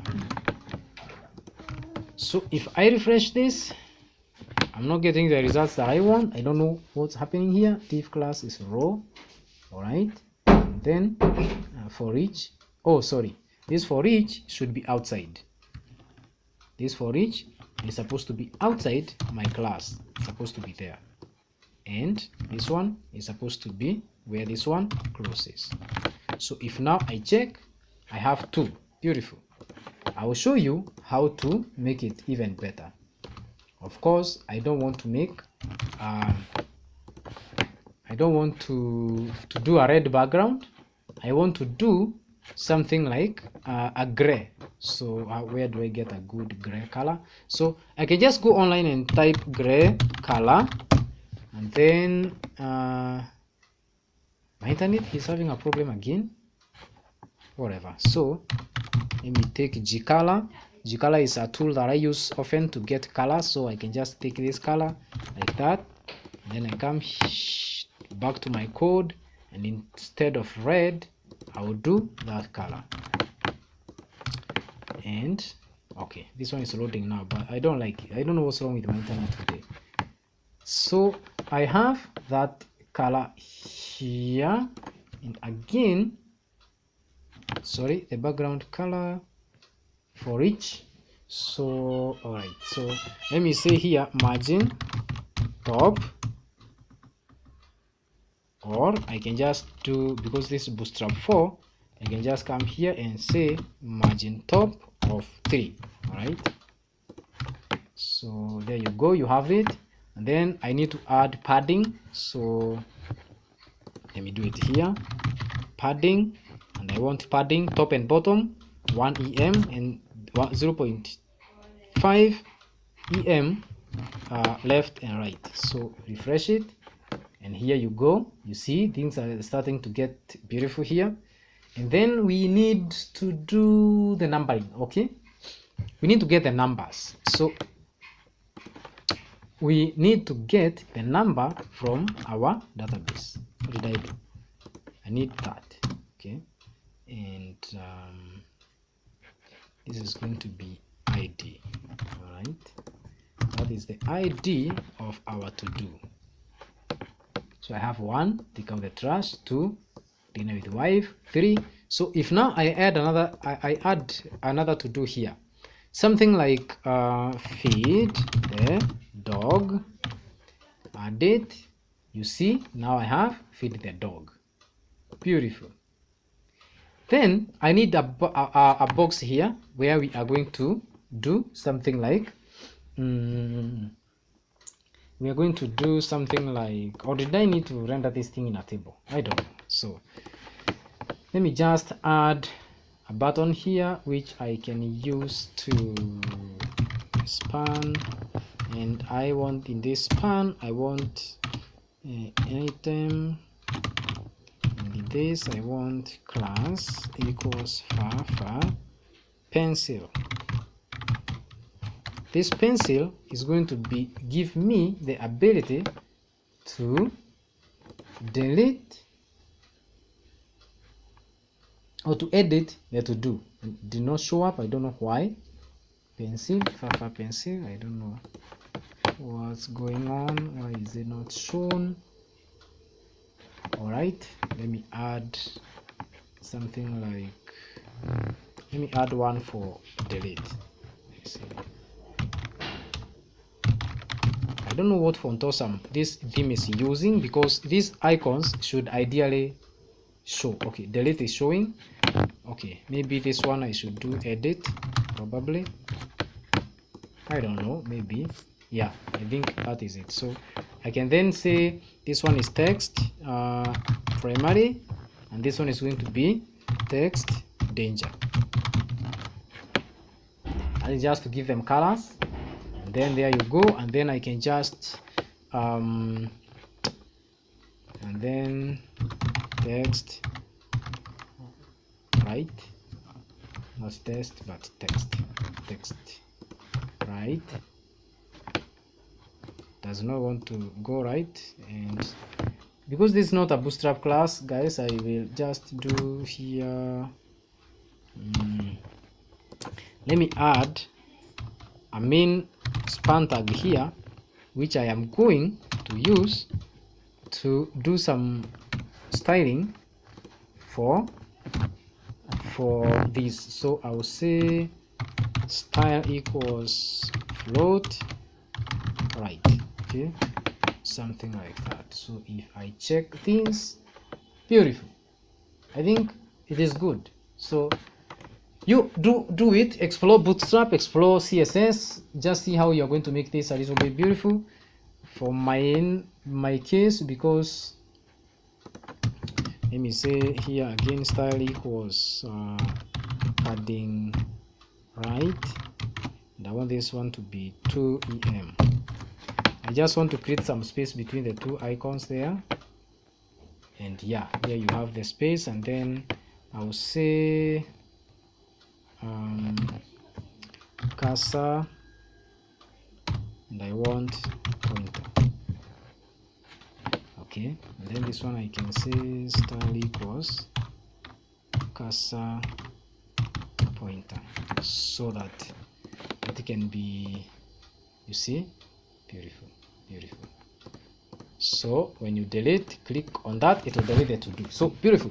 So great. Let me add one more to do, and then we see what is going to happen. Okay, something like lunch with boss. Save the to do, and here you have the to do. Okay, what if I had another one? Are we going to have a scroll here? That's not something we need to test now. I think the most important thing that we need to do now is go ahead and start saving our data using Ajax. So instead of calling this post method to save and reloading everything, I want us to send the same data to the same table here, but this time I want us to explore Ajax so that you will also be able to save your data using Ajax. All right, I'll be showing you how to debug the data. I'll be showing you how to track where the problem is, and we'll be able to save the same data in Ajax and fetch it and bring it here. All right, let's go ahead. Let's see how we are going to do this. So the first thing we need to do is, let me grab a piece of code, because we don't need to keep rewriting this code here. So give me a second, let me grab some code from my previous project. Some previous projects I've written, sorry about that. Okay, so font size here. Okay, so the font size here, let me do 14, and all right, so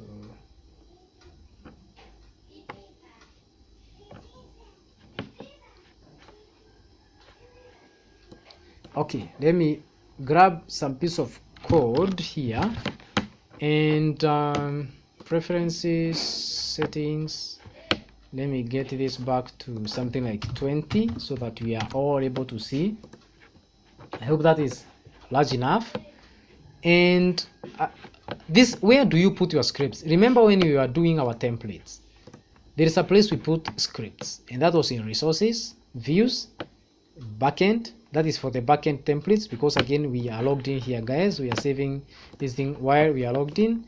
Then templates, and you put it in footer. Okay, you want to put all your scripts here, but again, if you want to create a different file for your scripts, for your custom scripts, that is fine.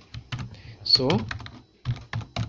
script tag, and then here I'm going to put all my Ajax code. So I like using body on change, because this works even when your page has not reloaded. So instead of using on jQuery uses on ready function. I don't like using .ready function. I like body on something. So this works whether you have the page ready or not. So when, for instance, you are sending a request and then another request, and you have used .ready function, it will not work. I hope you I know we are going to be having this in future tutorials, so please let me know whether you have any challenges in this. Let me also know your views about the body function. Put it in the description section below. So here we are not going to be listening to on change, but on submit. And what are we submitting? Remember, we have a form. This form, where is our form? Our form is up here. Okay, we have a form with an action of that and method of post. All right, we need to give it an ID so that we can be able to listen to the post event of this form. We can call it to do form, something like that. And let us do that. Naming conventions. Total form. No, to do form. I don't know. Today, I don't know. I am not very good in spellings. You forgive me, guys. So, paste it here. So, when I submit this form, I need to do a few things. So, even before we go to the sending of Ajax, let's just comment this out for now. Sorry about that. So, there are a few things I need us to do here. So if I submit a form with an ID of to do form, run a function. This function is going to, let me just take the data in this thing. So listen to the to do. Maybe you can call this to do body, and I say this is not this. I'm going to say item with an ID of that, because there is only one dot get value. Then I'll say console.log. I want you to see what will happen here, guys. Console.log the to do. All right, the console.log is a way of debugging your Ajax code and JavaScript basically, so you are able to see what is logging on the console before you send it to the database. All right, so let's head over to our application. Pay close attention to what happens here. Don't worry about these red things. I don't know where they're coming from. We can debug them later. So route activate business. All right, so that is coming from here. So we need to remove this. Save it. Okay, my this is going to go to save to do. Okay. All right, so remove this again. Like I said, now this is where I want you to pay very close attention, guys. If I take this thing and I say this is another to do, and I save, this thing is supposed to send this data using Ajax. All right, but what happens? Check also the console here. Save, it has logged, and then the page has reloaded. We don't want that. We want to send our data using Ajax. So what are we going to do? We are going to call a function and pass a parameter here.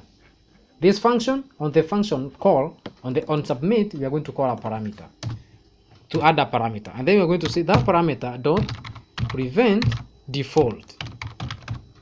This prevent default will prevent the default which should normally happen when you submit a form. In this case, it will send the data to the DB and reload the page. When we do that and we reload our page, now when we add another to do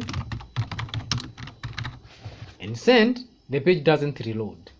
And notice that on our console we have another to do. So we are ready to send this to do to the database. When I come to the database here, I can see that I have these to do's. I want to clean the database, so operations truncate, so that we can see how our to-dos are coming in the database. So when you check here, we don't have any to-do. When I reload my page, sure, my current to-dos is empty.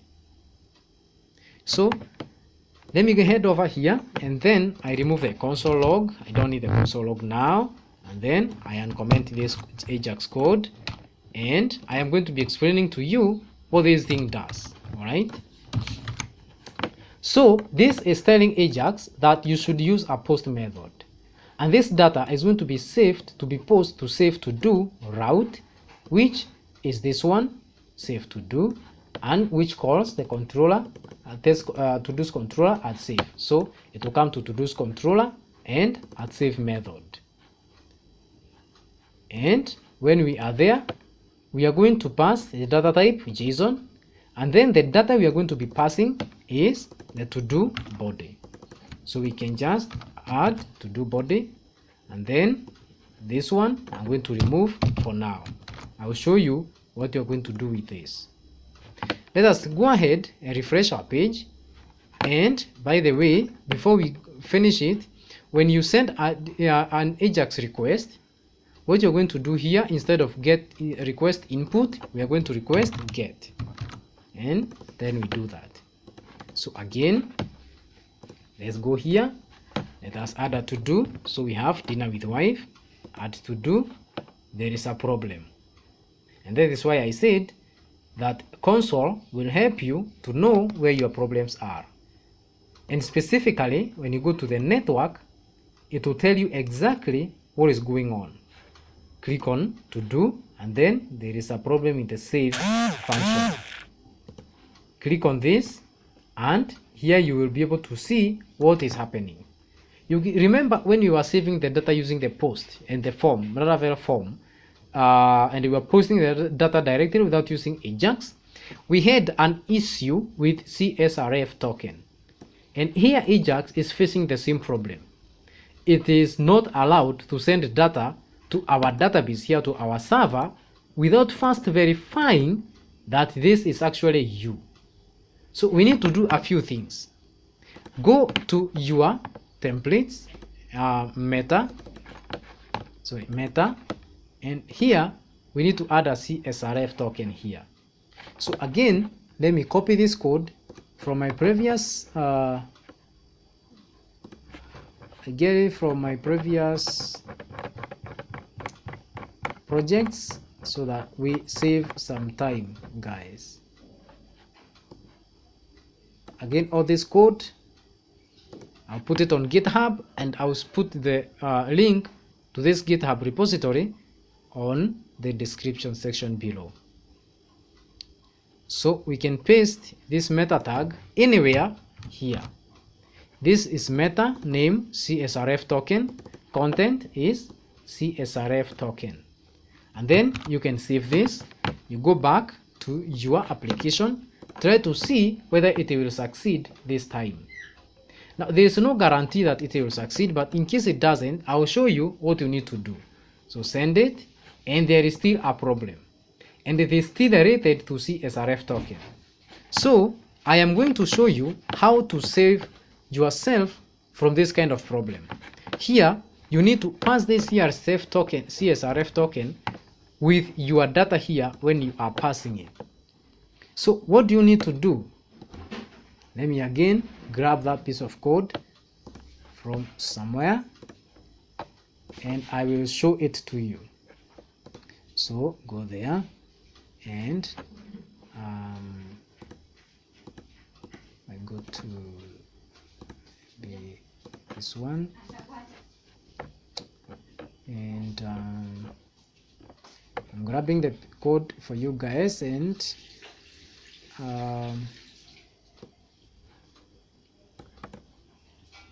copy, and then come here and paste the code. So if you look at this, I have token, and then I am calling CSRF token here. So I have passed the CSRF token using in my data body. So guys, let us go ahead and send this data again and see what will happen. And I think I can guarantee you that this time we are going to insert this data to the database.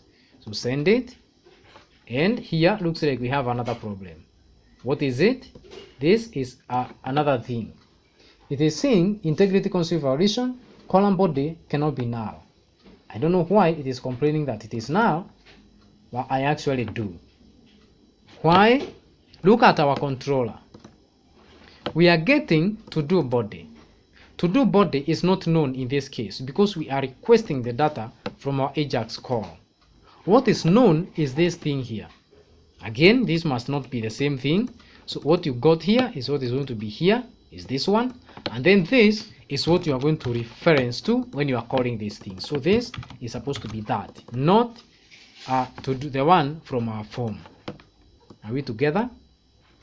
So what I'm saying here is that what you are going to call here is whatever is on in your Ajax call. So whatever is here is what is going to be here.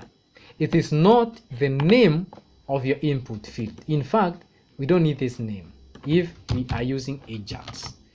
All we need is this ID, because it is what we are using to get this value. So now let us go ahead and test our program. So add, to do, send, and here we have a success. All right. And when you come to the database, we have one to do inserted into our database. We did not reload the page and we did not do anything. So you see we have a to do. Let me add another one, take out the trash, save. You see guys, nothing happens. It's like nothing happens. But really when I reload the page, you see I have it here. Let me try to add feed the dog. Notice the page doesn't reload. Check properly. Save, doesn't. But what if I refresh? I have it here. But we don't want to keep refreshing like that. We want, when we add the to do, we want it to show automatically here and without reloading the page. And probably we clear this input so that we can get other input. And that is what I want us to do now. So you can take a break.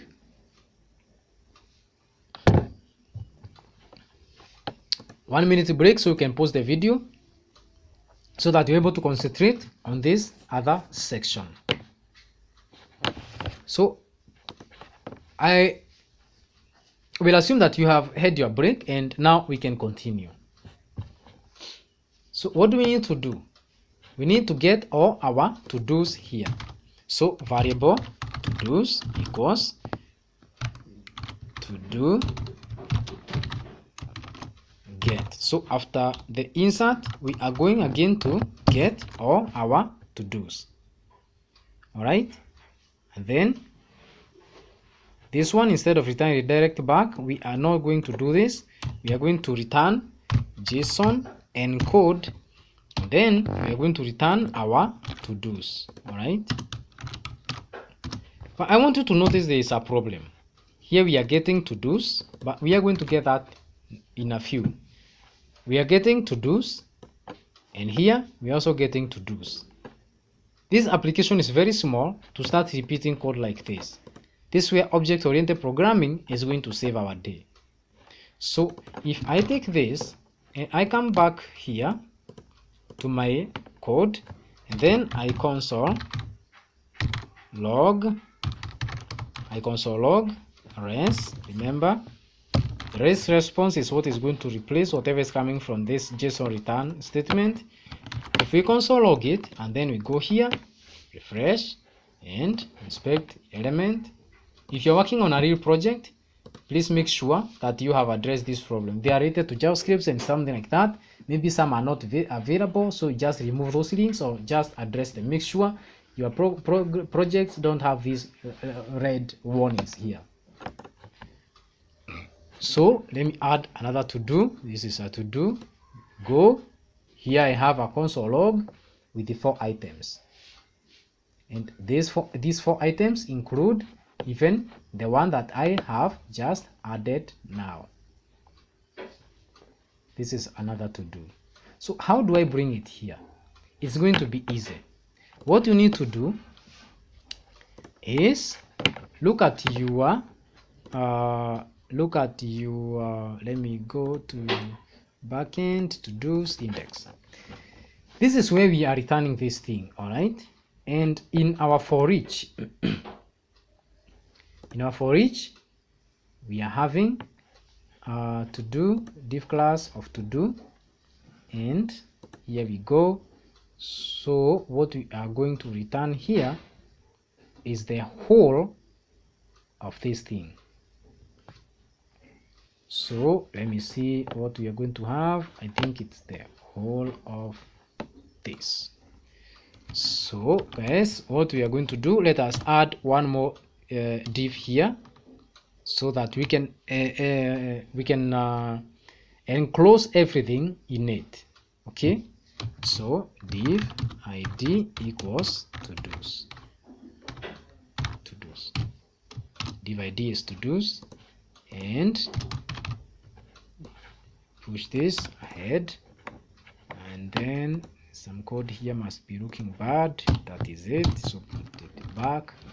Beautiful. So this to do's is what we are going to be inserting this thing here. All right. So we are going to go to JavaScript, and remember also we need to loop over what comes from the Ajax. So the return we just saw, that return statement contains all the code or all our to-dos. So we need to loop over those to-dos and then display all the to-dos in our section here. All right. So allow me a minute. Let me grab some other piece of code and then I will explain what it means here. So let me see where this code. Sorry about this, it's not part of our tutorial. So reduce the font here a little bit so I'm able to see well. 14, and save it, and then find. All right, so find. Okay, so let me grab this piece of code, and preferences, settings, just a minute before I do that. So we go to our footer, and here instead of console logging this, I want to put this. I'm going to delete this. Don't worry about this, guys. I will delete everything and I'll add it as we go. So I don't need that either. And then this one I need to do to-dos, and this one comment it for now. So to-dos. So what am I saying here? Here I have res. Res is what has been returned from our controller. So the JSON return statement that is in the controller has returned to-dos. This to-dos is received here by the success function, and then you can access it here. And you realize here that this is the format of these to-dos. We have an array, we have an object with an array inside. So this array has created that ID is completed, a to-do body, and then they updated that timestamp. So here are our to-dos. So we are not going to be refreshing this page. We're going to require this data shortly. So let's come to our success function. So to-dos equals, and then we are going to add this code. You see the code, we don't need this now. This is for Laravel. So for Blade, we don't need that. We need this. So I will cut this, and then I'll take it here. So paste it.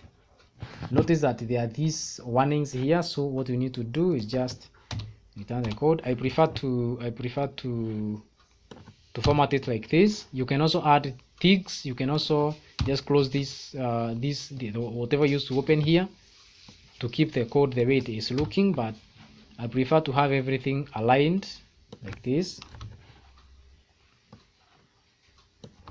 So I'll just put it in one line, one continuous line. All right, so here you go. We're almost finishing, and there you go, we are done. But this is definitely not going to work because Ajax doesn't know what is this.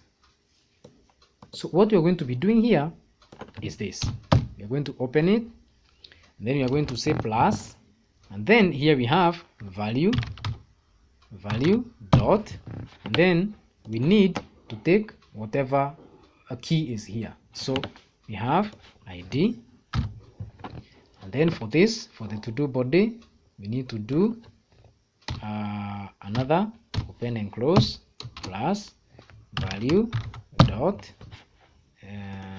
what is it called? It's called to do body. So copy this and put it here, and then what you're going to do is take whatever item with an ID of to do's, so uncomment this. So item with an ID of to do's dot append to do's. Now something is going to happen here. Let us try and see what will happen. Right now we don't have any to do's. That is a problem first, but that's not our biggest problem. I'll show you how to address that. When you save, you see there is a problem. One, our form has shown signs like it has reloaded again. Why?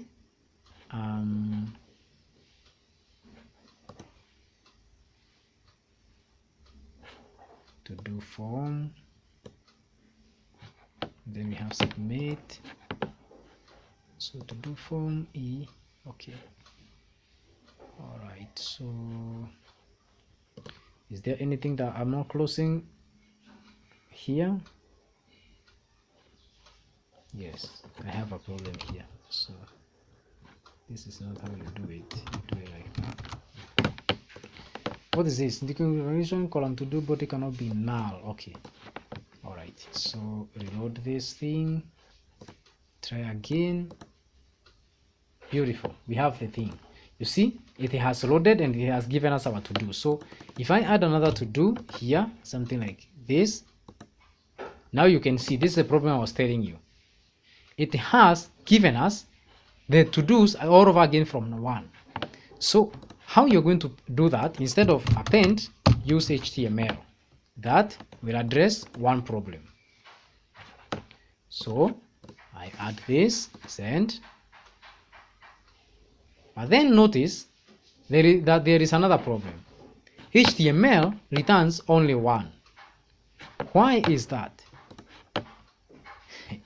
Why is that? And that is why we are going to come here and we will need to return whatever we had here before. All right. Now, when we have that and we reload our page, we are going to have all our to-dos first. And then we add another to-do, save it, and it is added on top. But apparently it has replaced another to-do. So how do you need to solve that? You need to solve that by saying this, by doing this. To-dos.html is nothing.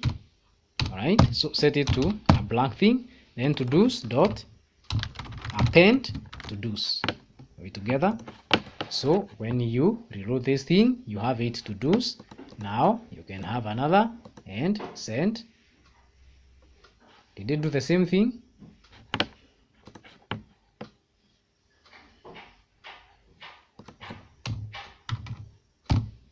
Let me see what could be the problem here. I was not ending that, so that could be the problem. Apparently it is not. Why are we having an issue? So let me see what this could be. Let me clear this thing. Let me clear this DB and see whether we are having this problem really. So refresh. Okay, we don't have to do, so let's add a to do. Okay, we don't get it. We don't get that to do. So let's see what's the problem. Okay, this one we have do's id.html remove. Okay, all right, so put it here, put it there. I want to see what's happening here, guys. I'm also not very sure, but you'll certainly get it right. If you know what the problem is, please put it in the comment section below. It's replacing whatever was there, right? Why is it replacing that? Let us see what we are getting wrong. Okay, so after saving to-dos, get to-dos, all right, then return, and that array is coming actually with our to-dos. Yeah, so when we come here, we have a div with an ID of to-dos. Then here we are telling it take res and then loop, getting the value, and then take that value and take the ID and the thing and replace it here.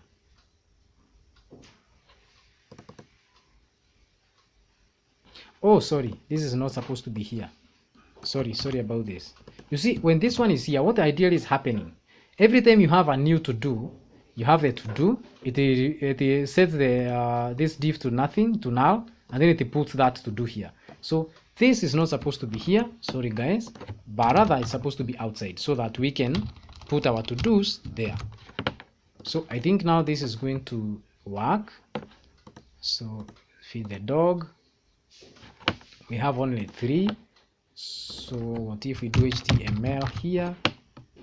And I think we are, why are we getting one to do? I think I'm also repeating the same mistakes. So append and our to do, so refresh, get this, there you go, we got it right. But that was after a long time. Okay, sorry about that, guys. So let's clean the database and let us now test our application. It is now Ajax. So the first to do is dinner with wife. Save it, there you go. Then you realize that this thing remains here. How do we remove it so that we're able to enter another value? So item with an ID of, I think I had it here, item with an ID of, I think it's this one, item with an ID of to do body dot value is nothing. All right, let's see whether that works. So take out trash, look at what happens here, save. Oh, what ID did you use?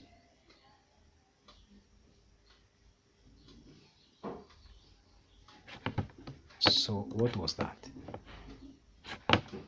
What am I doing here? To do body. What is to do body? To do body is the input. Okay, so input, copy, item with an ID of to do body dot value nothing. All right, refresh. Okay, add another. I don't know what's happening here. Why is it removing this? Are they having the same ID? Are those things having the same ID? To do body, no. Card body, that's not my ID. So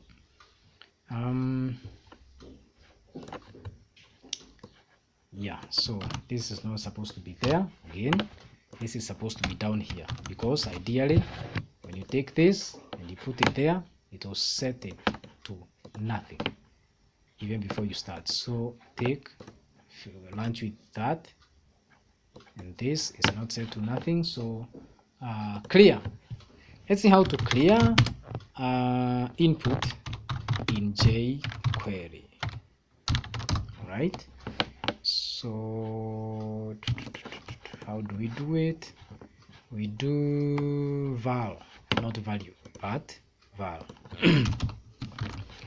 So let's go back, refresh our thing, and this is another, it's added, this is empty.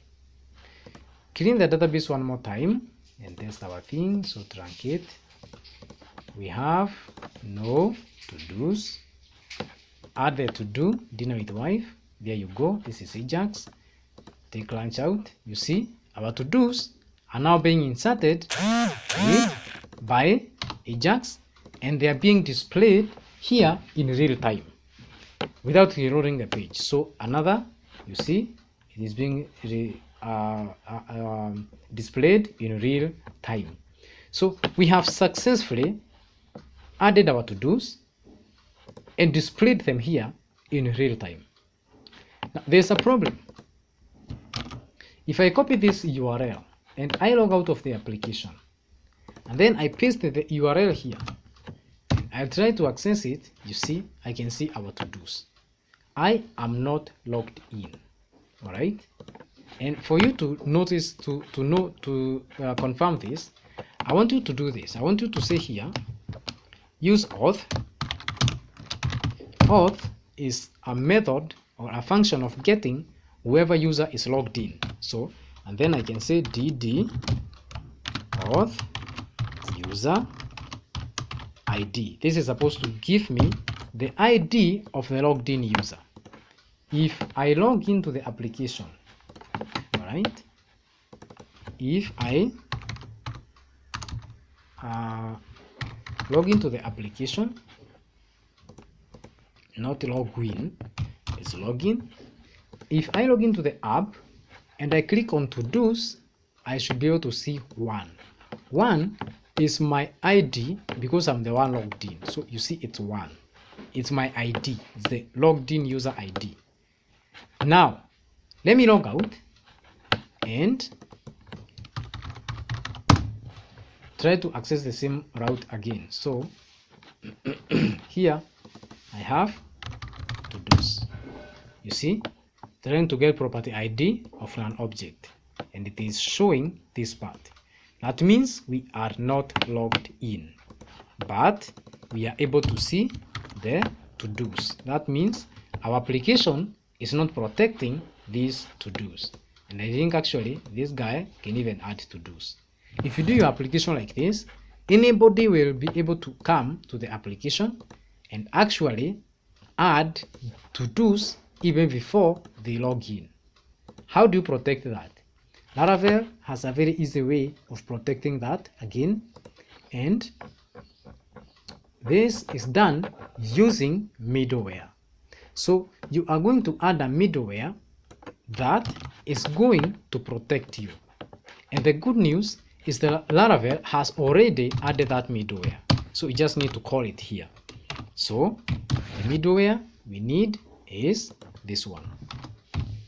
Route middleware auth, then call a function, and then all these are supposed to be inside here. So you can't go home unless you are logged in. You can't see to-dos unless you are logged in. You can't save a to-do unless you are logged in. You can't log out unless you are logged in. Now, if I refresh this, it is going to send me back to the login page. When I log in, it's going to take me to the to-dos. And you also realize that Laravel has by default implemented what is known as intended route in programming. Intended route is the route where you intended to go when you visited a browser. So by default, when I log in to let me log out first. So by default, if I come to the home page and I log in like that, the application brings me to the dashboard. But if I copy the to-dos route in Laravel, log log out, and then I paste it here. Let me go to home so that you can see what happens. I paste it here. You can see I want to go to to-dos, enter. Laravel yells at me and says, no, you are logged in, you cannot go there, and brings me the login page. If I log in, notice that the application did not go to dashboard, but rather it took me to to-dos. This is one because it is the route that I put that I wanted to go before I logged in. So when I log in, it will automatically redirect me to that route. That is what is called intended route. So Laravel again has by default implemented that. So we have successfully saved our data using Ajax, and we have built our to-do app. I am not going to go into the details of doing delete and edit, but that is pretty easy. I will be if you are interested in knowing how to do that, please let me know in the section comments section below. If you are stuck and you don't know how to do a delete or an edit, please write to me in the comment section and I will save you and I will help you do those too. But now what I would like us to do is and these technologies we have seen Bootstrap, that Ajax we have seen, we have covered almost all this. So this one we are done, this one is left, this one is left. So the only thing that we are left to do now is install our front-end theme. And when we install our front-end theme, I just want us to show these to-dos. And there is something that we did not do in these to-dos. We did not put whether this thing is completed or not. So I think we can do that now. And then maybe we can do this actually I think the way we are going to do it, we're going to do it in such a way that if the to-do is completed, you just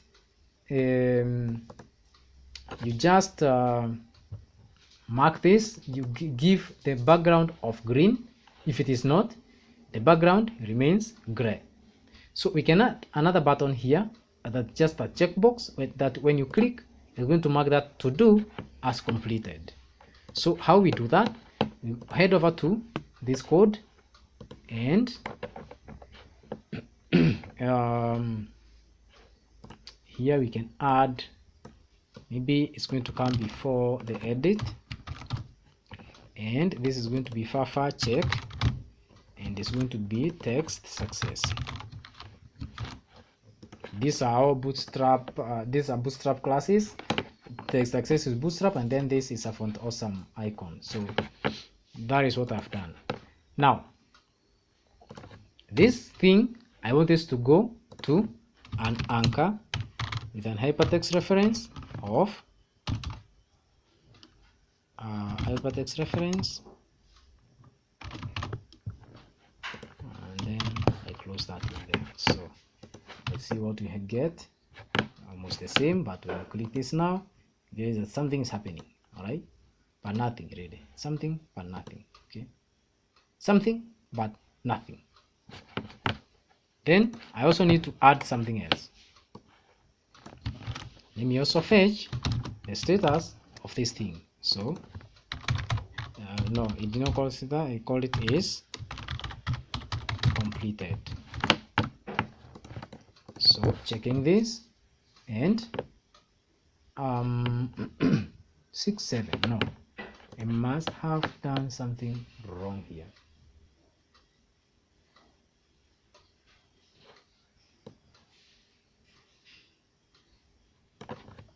How many? So I have the idea everybody is completed. It's not shown. Why? To do's. Let me see. What I called it is complete. Completed. Let me copy this. I should get this thing here. So paste. Oh, I misspelled completed. I think I have something else there. So you can see all of them are saying they are not completed. So I can just do a span here, and what I want to do with this span is I want to do a style pause, and the style that I want is padding left of 4 em.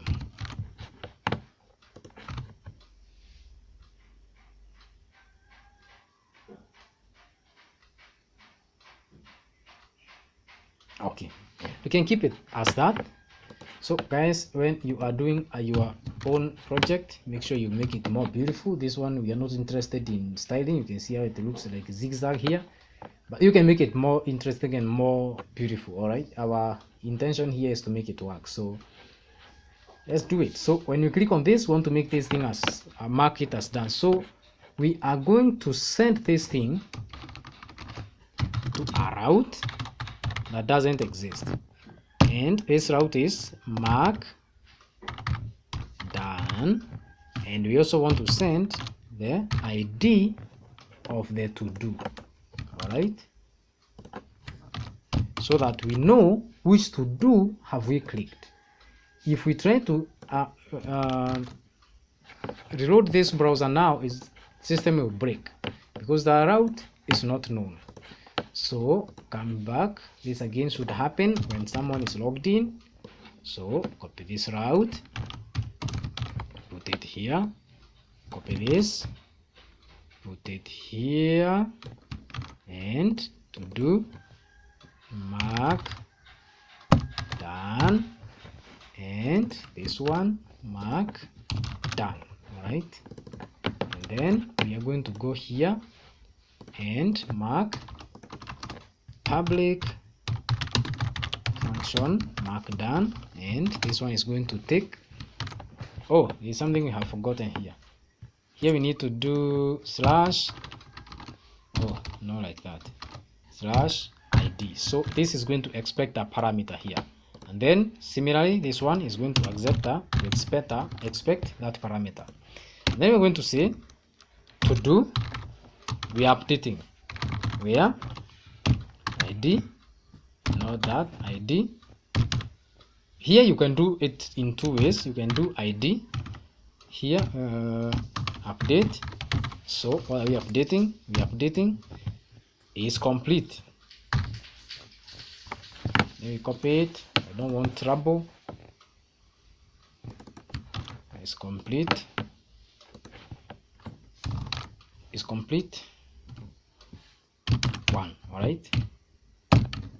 Just that. To do where ID is ID, update is complete 1. Period. Then return, redirect.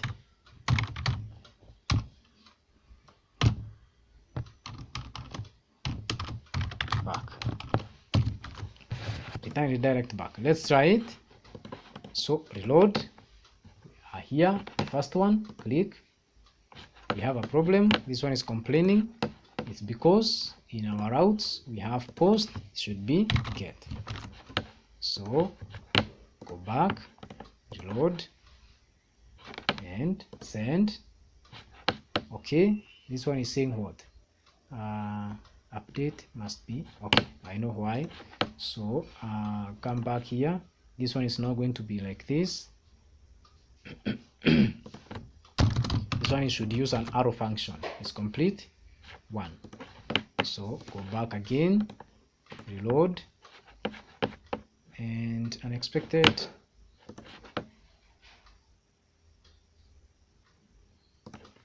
Need a comma. Do we need to do that? Really? Update.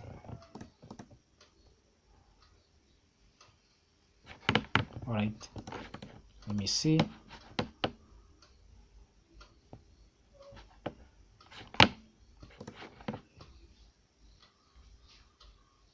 Okay, so let me comment this for now, and let me show you how to update this thing without using eloquence. So eloquence, so I can say here use db, and then I will say db where db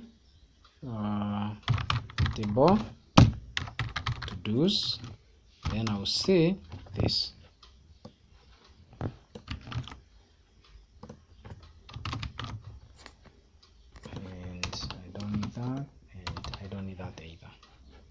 So let me drop this just to make it more visible.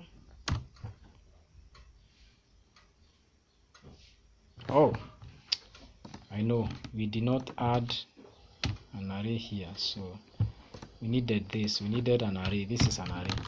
So all right, so tb table to do's where id is id, update completed 1. Okay, so now let's try this thing out. But this should work. This should really work now. So then redirect back. Why? Because we didn't close that. So mark this, and we are back, and it has 1. All right, beautiful. What if we wanted to use eloquent? So comment this, and this one needed this and that. All right, so there you go. And then I comment this. To do is to do where update all right, let's see whether that works also.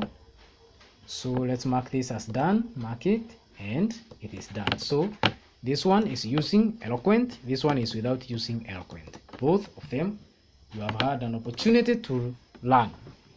Great. So we can mark these things, but now we want to change the background depending on the status of this thing. Okay, so here we are going to use a condition. So come here, and we will say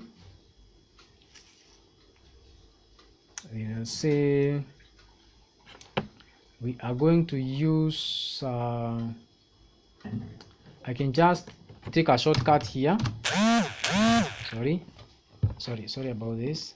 Let me take a shortcut here, guys, and do we need to inject this class dynamically, this thing dynamically. So first of all, remove this. Okay, when I remove that, everything is white. Beautiful. Then what I'm going to do is this. So like I said, I want to take a shortcut, so forgive me about this, but I'll really do it. So take the shortcut here and say variable background color equals by default. Oh, I lost it. Let me copy that color first. There you go. So paste, and then I take this background color and put it there. Then I can come here and say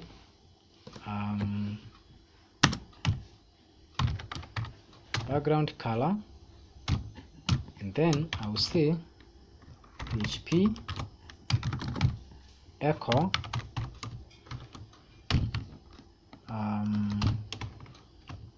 variable background color. That should get me back to gray, and it didn't. So why? Let me see. Background color. Oh, I don't need this. I don't need this background color here. So with that, maybe now I can just remove this. I can just remove this background color, and then I have that. So yeah, you see, I have my color back, but then I want this to be dynamic. So I will say not dynamic, it's already dynamic because you can see, but now I want this to change depending on the status of the to do. So I use a condition here, if. That is why you had to do this after the for each function. So I'll say if to do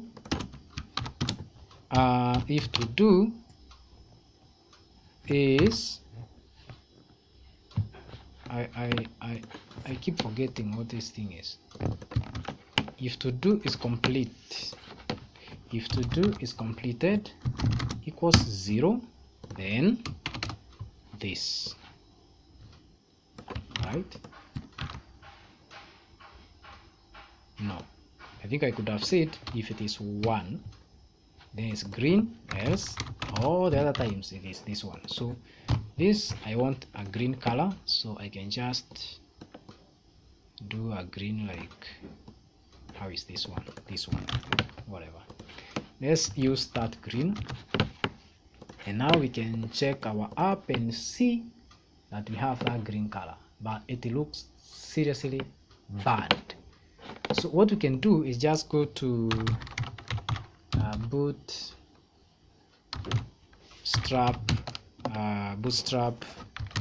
alerts, and then this one, and we can just copy this color using our G color here. This is the color, take it and put it here. Now when we refresh our application, it should not be this ugly. So yeah, see, beautiful. So these ones are completed. So if I come and mark this one as completed, the color will automatically change to green. If I mark this one, the color automatically change to green. Beautiful, isn't it? So our to-do app is up and working. It's running on Laravel. Everything is safe here. Nothing is insecure. We can add new to-dos, something like learn Laravel, and send it. It has been added, and you realize that JavaScript does not have these CSS classes. So you can just take the challenge, use JavaScript to insert these classes here. All right. Also, you can change this thing from whatever it is here to the real thing, whether it is completed or incomplete. And this one should be done. Where is our to-dos? Where are our to-dos? This one is completed.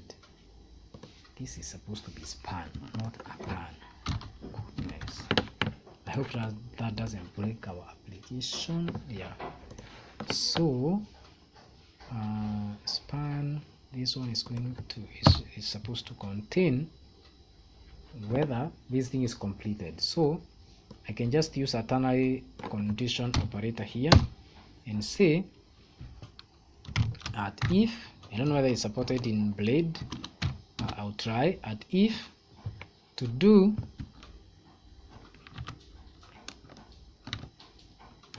variable to do and is what, I think I had it, is completed. If to do is completed equals 1, then this is going to print completed, else print not completed. Then I'll just say at and if. Let's see what that does. And apparently nothing is printed here, and what we are going to do is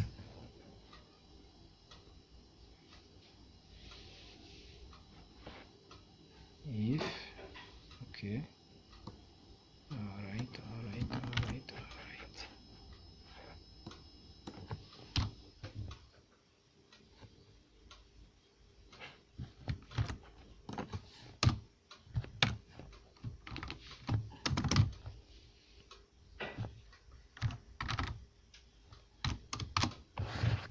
To do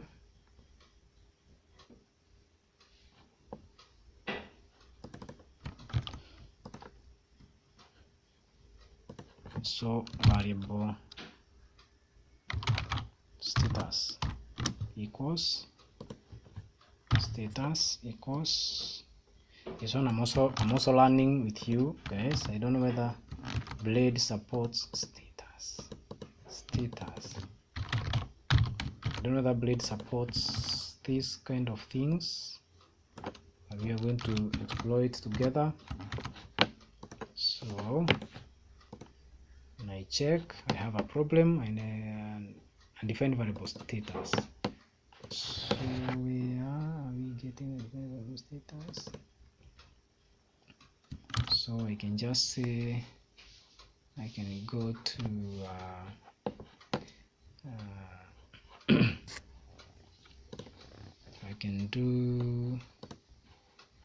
I do it here? I think so. I can do that.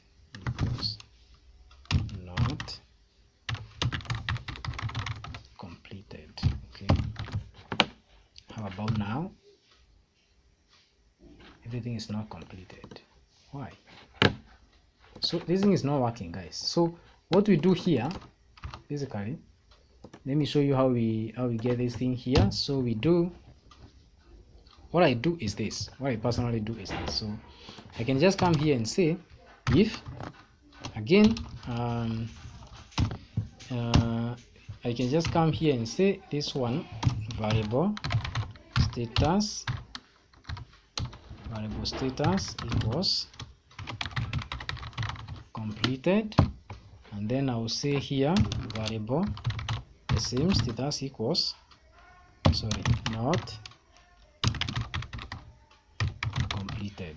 This is not going to be an hash but a variable, and then I can just come down here and then I will echo my variable out, and that definitely is going to solve our problem. So completed, not completed, that you see works, and this you can just make it capital C to look a little bit better. So we are done with that, and I think we have covered pretty much everything I needed us to see in this tutorial. I don't know whether there is anything really that is bothering you yet about data, about Laravel and such kind of things. If there is anything that is giving you problems, please let me know in the description section below, in the comment section below. Put it there. Let me know what is troubling you. Before I leave this place, there is one thing I want to show you.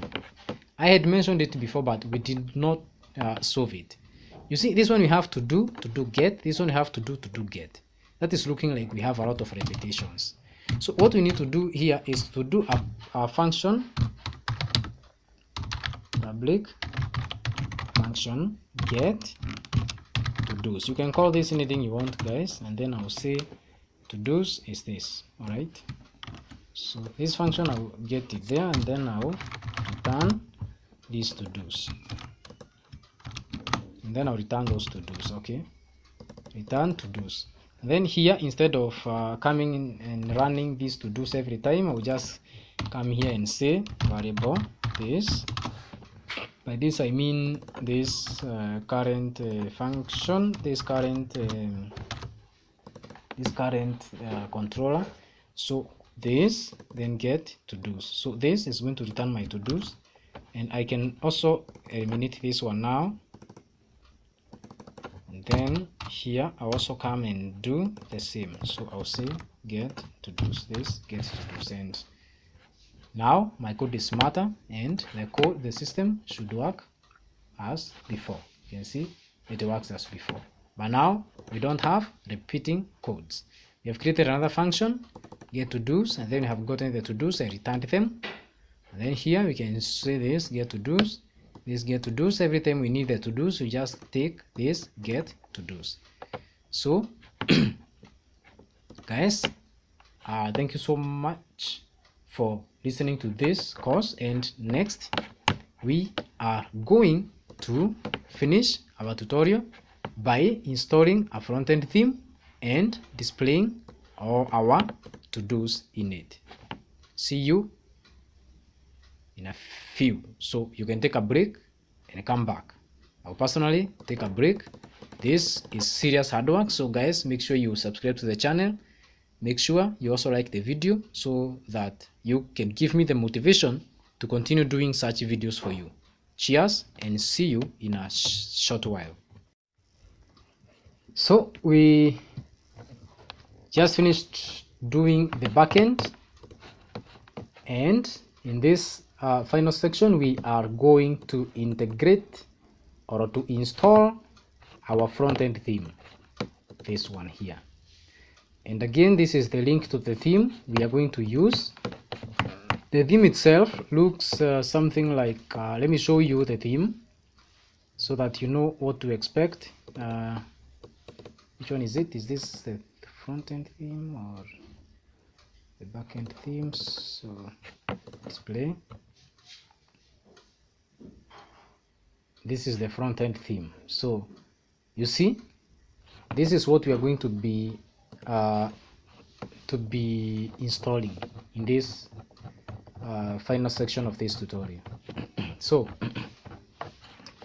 the first thing you need to do here, gentlemen, is to and ladies and gentlemen, is to find out where the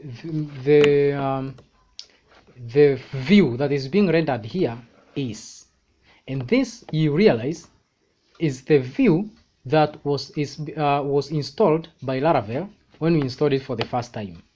Now that view is normally found in or you go to your application, then resources, then views, and this welcome page is what you are seeing there. So if I came here and change this to Geoffrey and saved, and then you went back to your application and reload, you realize this one will change to Geoffrey. And then these links are the links that you are seeing here. So we don't need any of this stuff, so we just delete it and save it, and then you reload this and there is nothing. All right, now we need to bring in our theme. So we need to go to themes, our theme, open with our editor is Sublime Text, and then as usual what I like to do, let me close this theme first. I am in my application here. You realize that here we created our backend folder which will contain all the folders for the backend. So I know now, you can guess that I want to create another folder for frontend. Okay, with this folder, within this folder I will create another folder, and this folder is going to contain all my templates. And then let me heading 1, let me first of all change something here. This is home page, and reload this, and we have this is home page. So remember that this home page is also part of my frontend directory. So I don't want it to be here. Instead, I want it to be here. So create a new file. And this one, I don't want it to be inside another file. So I can just copy this welcome and put it inside frontend. And by that, I will just go to the folders. This I think will be easier for you. Var, close that, www html, and I go to my Laravel to do, and then resources and views, and then this I want it in frontend. So I have frontend welcome.blade.php, and then the templates will go here. If I reload my application now, it will crash because it will not be able to find our welcome view. And this is what I told you, that Laravel starts looking for the folders in the view directory. So this, what is happening here is that Laravel is trying to look for this file inside this view directory here. It is not here. It is in views, frontend, and that is where the thing is. So you need to go back to your app controllers, home controller, and here you tell it to go to instead front-end, and then home. No, not this one, sorry. This one is in front-end controller. Instead of this, we do front-end. And I think you also realize that here we needed to do backend, then home for our dashboard. So we can also get our views, this one, and then put it in backend. Now we reload the application and our home page is working fine. Now let us bring in the files for the theme. So I will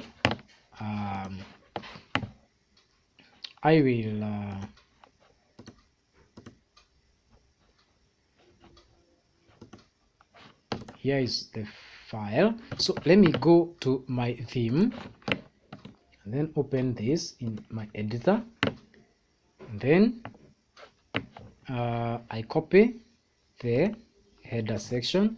We have the header, we have preloader. This preloader is what you are seeing when you refresh this page. You can see this loader. That is what we are seeing there. So we can retain it, and then we can actually retain it in the header section. So we can cut the whole of this, but again you can just break even this part. And actually let me do that. Let me cut this and come to Frontend templates. I don't have any file here, so I can create my first file, and this one I'm going to call it header or meta.blade. Remember the naming templating here is .php, not HTML. The convention here for naming is .blade.php. Those must be there in a blade file. And then I'll go back to this. Let me take it to the end. I'll copy the preloader, and I will come to templates, new file, paste it, and save the file as loader.blade.php. Save it. And then what else do we have here? In fact, I could have taken even the header and put it in the loader down here, just like that. And then here we have this div. This div apparently contains the navigation that we are seeing here. So we can take the whole of this div. This is the main, this is where the main starts. So let's cut this. And by the way, the loader, this is not supposed to be here, so I'm going to remove this header here. It's going to be on the menu on the page that we are creating next. So header, and then paste. So save this thing as header blade php. So we have our header, and then everything continues up to the end. Let's format this a little. That is better. Coming back here, we have our main section, and the main section comes all the way down up to somewhere. Let me just compress it. This is the header, the main. So I can take the footer, and the footer ends there. Let me just combine the footer and the scripts. So templates, new, paste, save, footer.blade.php, and save it. Okay, so I have the footer, and then the last thing is my main section. So I can cut the main section, and then I'll bring it to I want to bring that main section in the welcome page. So paste, and there you go. And then what I need to do here is just some small formatting so that my code can look a little bit cleaner. I like to do clean code, so if you're not interested in that, please don't do it, but I will recommend that every code you write, make sure that it is nice and easy to maintain. So let me now include my my views, frontend dot templates dot meta, and then we are going to have frontend dot templates dot loader, and then we are going to have a nav. Am I right? We have nav. We don't have nav, do we? We have footer, order, header. Is the header okay? Header contains our, so header contains our nav, so we are in order. Then finally we are going to make sure that this is not going to be added here. Sorry about that. It's going to be it's supposed to be added in our welcome page. So this is where we need those, and we also need to add the footer. So footer. Now when you go to our application and reload, we will see a change. You see, we have our theme, but again the CSS is not rendering. The reason is because we have not brought in our assets. So again, I recommend first of all you check how the assets are being rendered here. So I didn't save this, so no worries. I can just go to my meta and I see that there is assets and all that. So I'm going to just copy the assets file like this and come to my app public. Remember, it must be public directory. And then because there is another assets here, I don't want to add it there. I can just create another folder and call it Frontend, and then I add my assets there. So now when I do that, I just need to come here and add Frontend. And when I do that and I check my application, I should see some change. The loader is loading, but you realize that it will not finish loading, and that is because JavaScript is also not rendering. So go back to your application, go to the footer, go down to where JavaScripts are, and here also make sure you add I'm using Sublime Text here, so I'm able to select multiple and then just replace at once, and so I'm almost there. 2 more, done. And then I'll do the front end. See that I typed that all at once. So if now I reload this page again, there should be a change. So now I have integrated my theme successfully, but you will realize that there is a problem. The images are not rendering. So what you are going to do with the images is exactly what we have done with the other assets. So go to the welcome page. You can just do a find of img, and let me start from the top. Find img. This needs that. Oh, what was that? No, it needs frontend slash. And by the way, when we do that, I don't know where that image is. Let's just see. Yeah, it is this image here. Now when you go to a different page with this one entered like this, it will not work. So you need to tell Laravel that this one is coming from here, or rather when you host the application, this is not going to work. So what you need to do is add a slash in front of all these assets. So you also need to go to the footer and add a slash in all these, otherwise your application is not going to work. It's not going to find that because you have not told it to start from the root directory. You need to tell it that you need to start from the root directory, moving inside. So that one is done. Let me go to meta. Oh, this one, the cursor is still here, so I can do that. Beautiful. I'm done. Now When I reload this, you realize that there is still works, but now we are safe. Even if we go online, our thing is going to load. So here you go. Our application looks good now. So we can just try to make it look like a little bit like ours.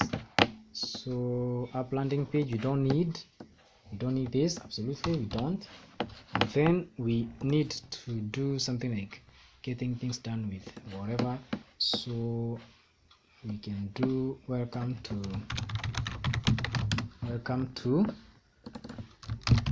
Laravel to do.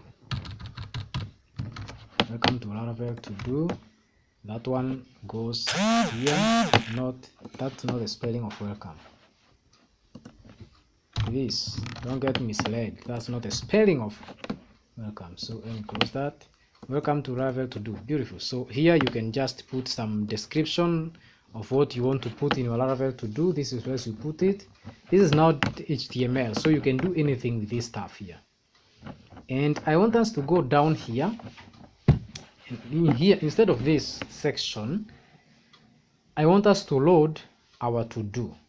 Okay, our to-dos. Or where else can we put them? Let me see. Or maybe we put them. I just want to show you how to bring your data to the front end. This is not something that is really very important, but I just want to show you how you can bring this data here so that you are able to see it. So I'll just put it.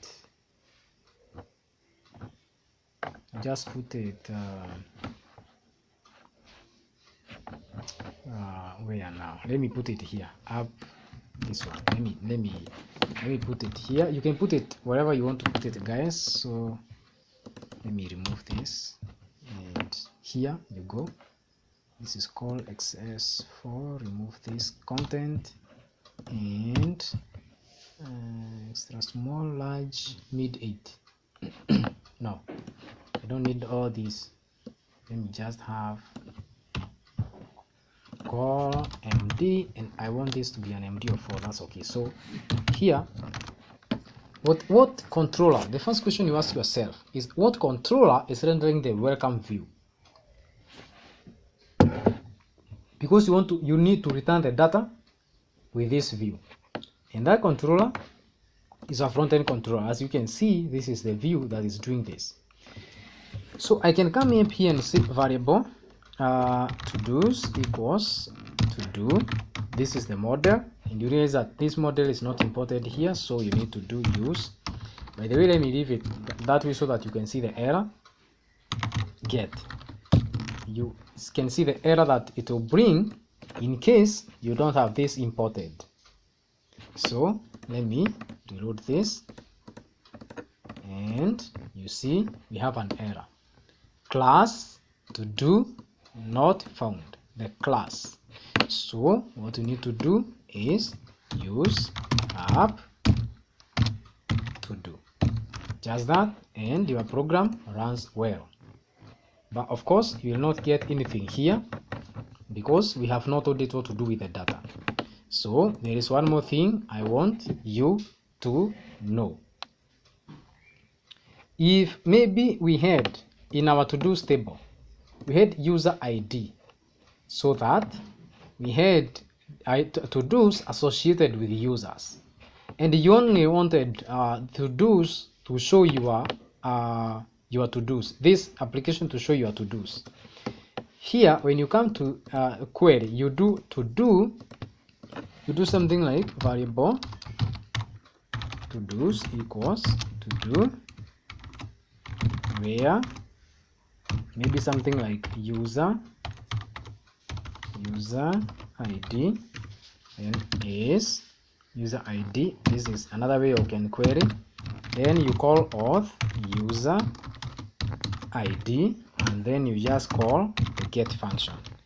What this will do, and then here of course you need to do use auth. Okay, use auth, and then here you say to do where user ID. I'm assuming that this user ID field will be in the database. Here there will be some other field like user ID. So where user ID equals auth user ID. Here you don't have to use this, you can just say, you can just do that like we used to query the to do when we were updating it.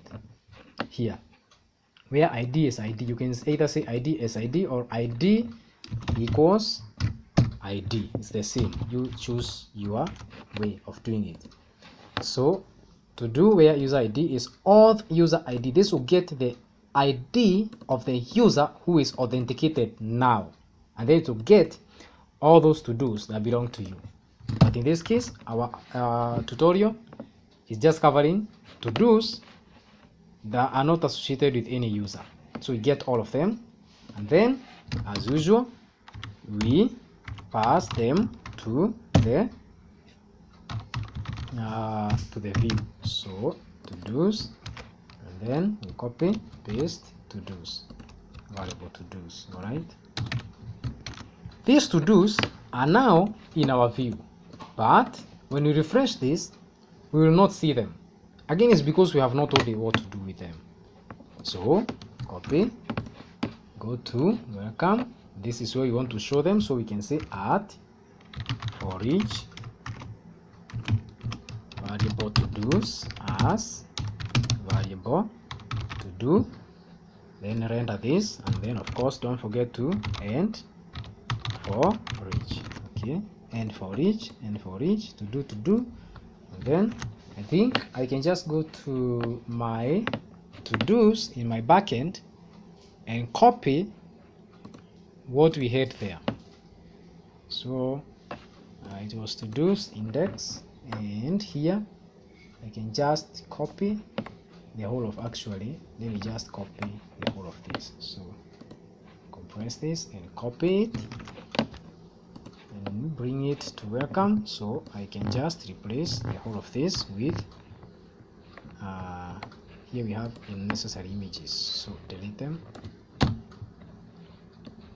Let me just leave that. So pasting it now, I don't know, but it should work, and yes, it does work. Now I don't want us to be able to edit to-dos from here, so what we need to do is, first of all, these to-dos are not looking good, so we can say div class equals core md 8, and then we say offset md 2. This is Bootstrap, so Bootstrap is not our main goal for this tutorial, but if you need a tutorial for Bootstrap, please put the comments, put that requirement in the comment section below, and I'll be considering it in future tutorials. So when I do that, you realize that my to-dos have come and they are well organized. Let me just remove these buttons here and maybe leave this one only, the one for to-dos. Remember, again, these are going to be showing your to-dos, so you can't edit to-dos from here. So in fact, let me just remove the whole of that. If you want to do any, you want to do some stuff to your to-dos, what you need to do is log in and do that from the back end. So we have successfully integrated a front-end theme. So this one, now you can be able to do whatever you want to do with them, or maybe what I could have done here is create this to-dos in a different page so that I can show you how it looks. Let me do exactly that. So I can take this section. Let me just first of all create a new page. So I need to go to frontend, and then no templates, create a file, save it as todos.blade.php,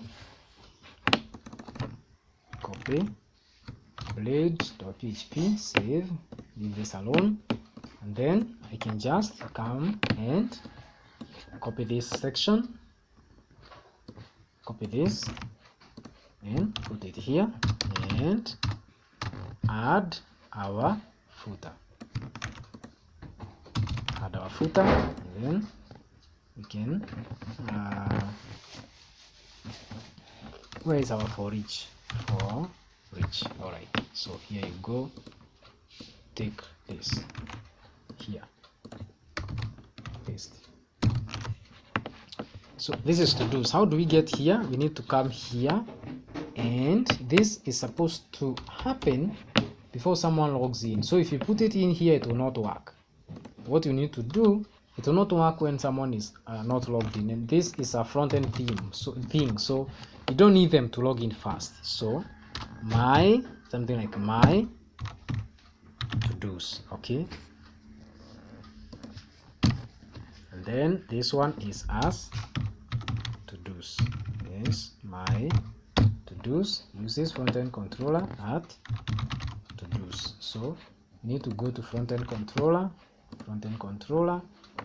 and index. We need to do public, close this, public function, this one, public function to-dos. This is a get. So again, you realize that here we will be requiring to do this twice, so we are going to remove this here, and we are going to create a function and use object-oriented programming to get the data. So public function get to-dos, and then I'm going to put this one here, and then I'll return variable to-dos. Okay, to-dos is this to-dos. So here, instead of this, I can say this, then get to-dos. This then get to-dos. All right, let me copy this, then here I'll say return view, and this view is in frontend dot where is it, to-dos. All right, and then with, of course, to-dos, and this to-dos is going to be this one, this to-dos. All right, so it's going to run a function to get those to-dos, period. We are good to go.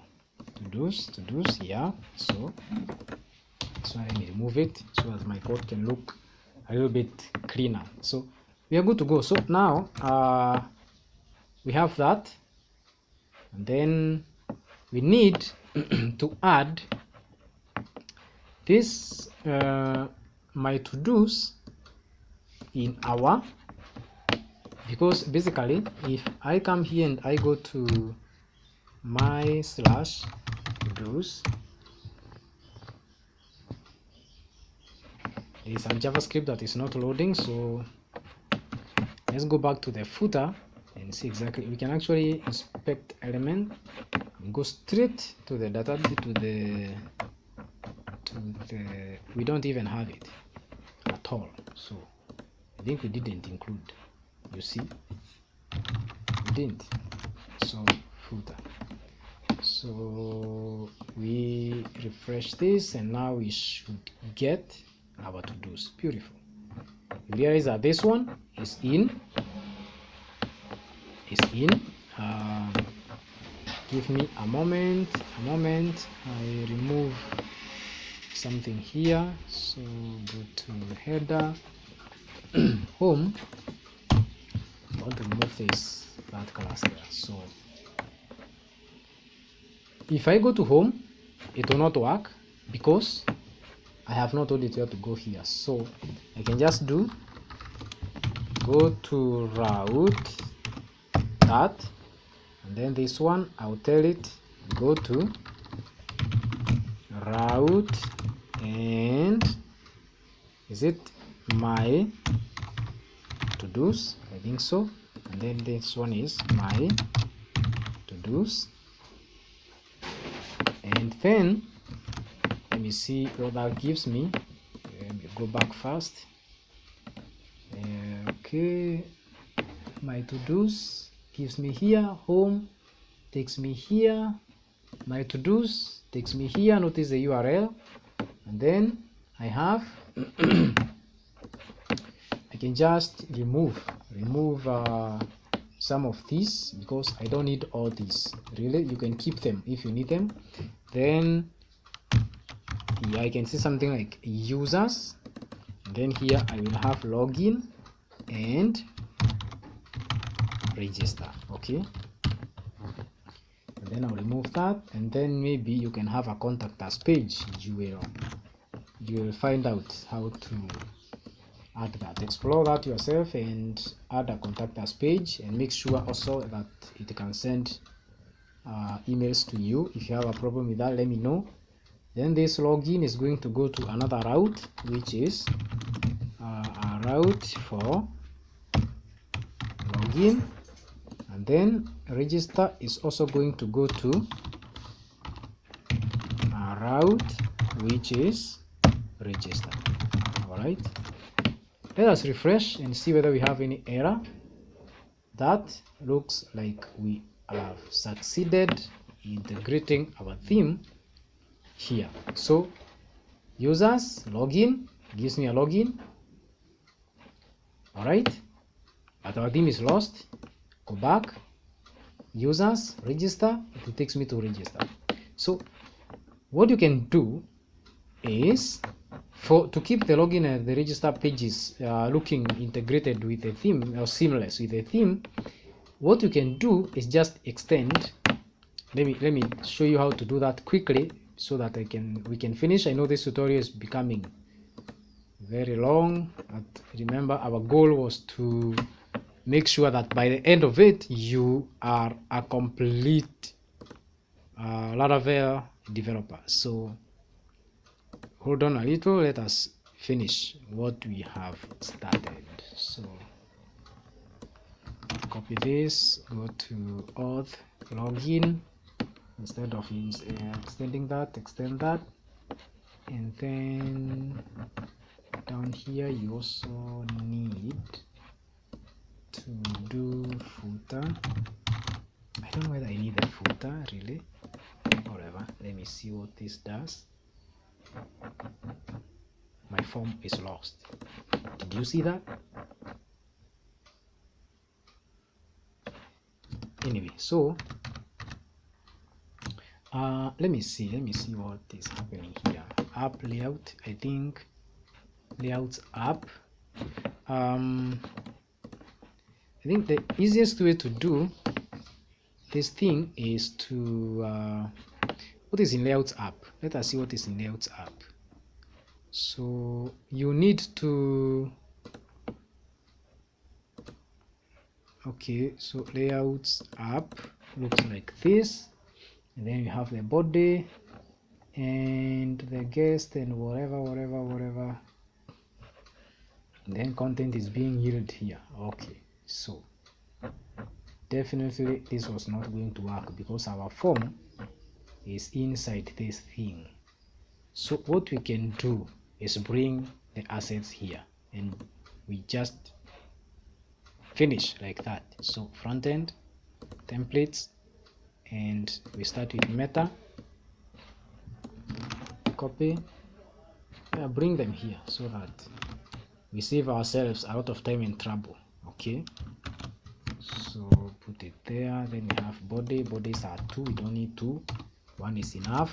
I don't even need 2, I don't think we need 2. So after that we also have this header, and actually this is the most important because it is the one that has our navigation. So header closes, and let me see what happens now.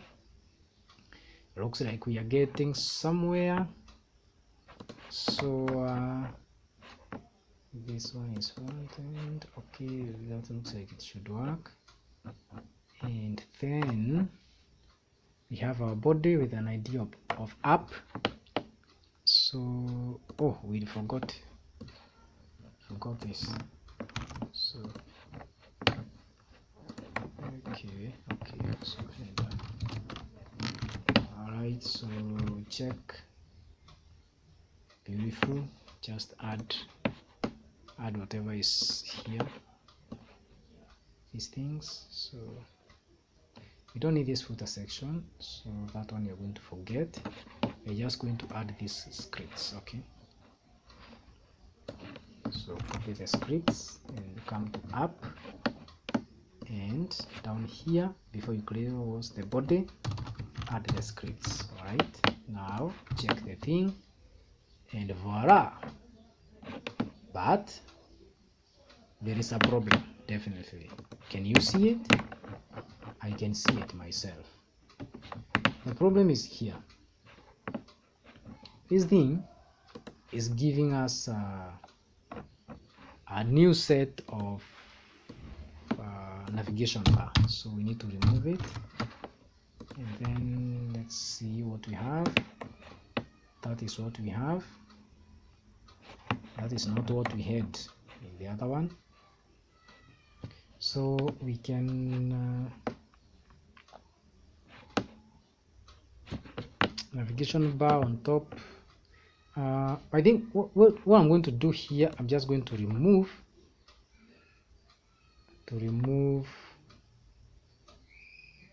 I'm going to remove the whole of this. I don't need it. I really don't. So when I check now, not yet. So let me, this nav, no, this nav, I don't need it. Do I? Do we need it really?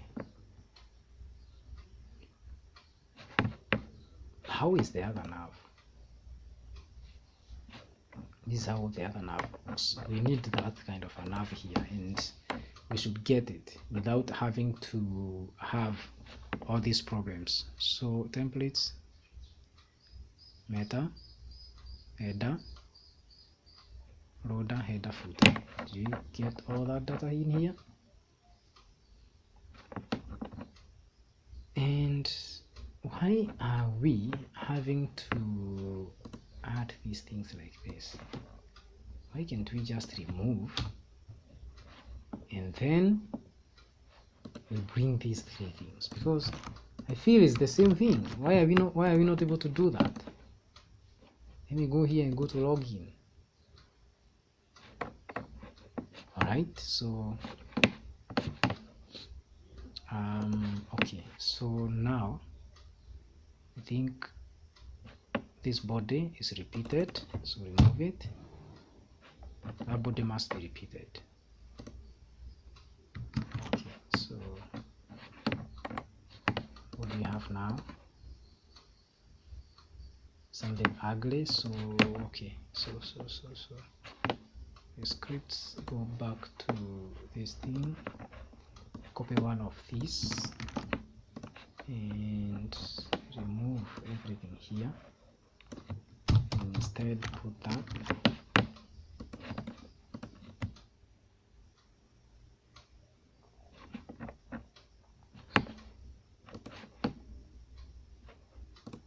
Something is broken. What is it? Let me go here. There are no, okay, oh yeah, this one should be footer, not header. So now close this and check. This should be, it is stuff, guys, so it should not really give us this kind of problems we are getting here. I don't know why.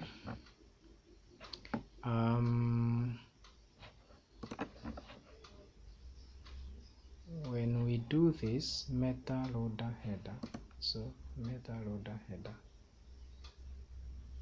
okay, then we have login, extends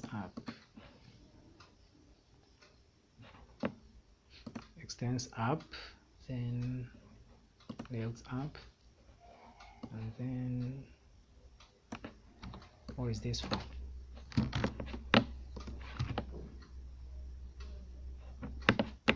Ah, okay, I get. I think I know where the problem is now.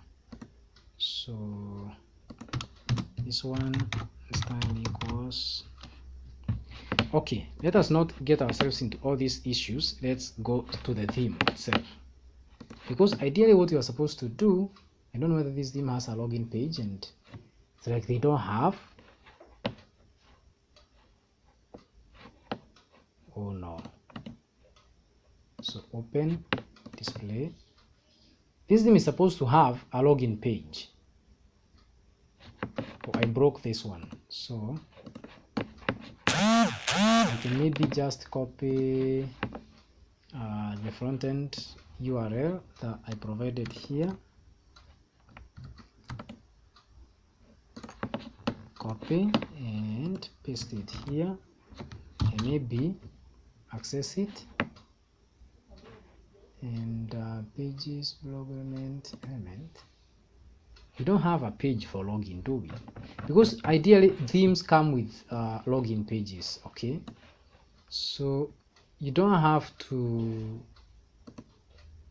struggle doing pages like we are doing here. So services, apparently this one doesn't have, so we can just let's leave it as it was. Something like, was it that one? I think it was that one. We can leave it as that. Definitely we can now navigate to our home page and back. We can go to home. Of course, now even the register will look similar. You can see they are wrapping here, but you can push it down. Definitely you can just do something like here you can say style equals margin top and give it something like 5 EM, and this will push it down. And now you have your login page and you have your menu here. So maybe 8 EM, something like that. So you have your login, you have your register. All of them are working, so we can register another user here and call him something like test user,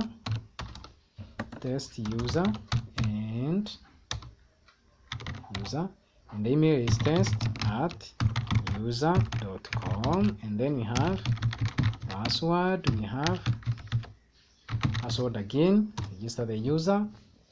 The user is registered. We are logged into the database. We can look at to-dos. Don't need to save this. These to-dos are listing because they are not filtering by the user ID. And then I can log out. This brings me here. I can log in. I can log out again. I can log in as the user we have just created. We have said user at, no, I think it was test@user, I think .com, and the password. Oh, I clicked on, I forgot my password. I should have clicked on login. So the password is password login. Yes, we are logged in. Beautiful. So we have completed building our to-do application. So the next thing that we are going to do is to host this application. So hosting a Laravel application is pretty easy and straightforward. So if I look at our checklist here, I can see that front-end theme has been integrated successfully. So the first page is all green, environment. Install Laravel, we did, it's green. Install front-end theme, we have done. Install backend theme, done. Build the to-do, we did. Then host the application. This is the only thing that is black here. So we need to host that application now. So let's go ahead and host it. The first thing is to compress your files. So what we need to do, because I don't want to use FTP, I want to upload the file the normal way, because I think starting to use FTP here is going to introduce another thing for the beginners. So I'll just upload it. So Laravel to do, compress this, compress it. It's a zip file into a zip file, I mean. And once it is compressing here, let's leave it compressing. Okay, it's done. So we have our Laravel to do here. Everything is here. We go to you need to have a host.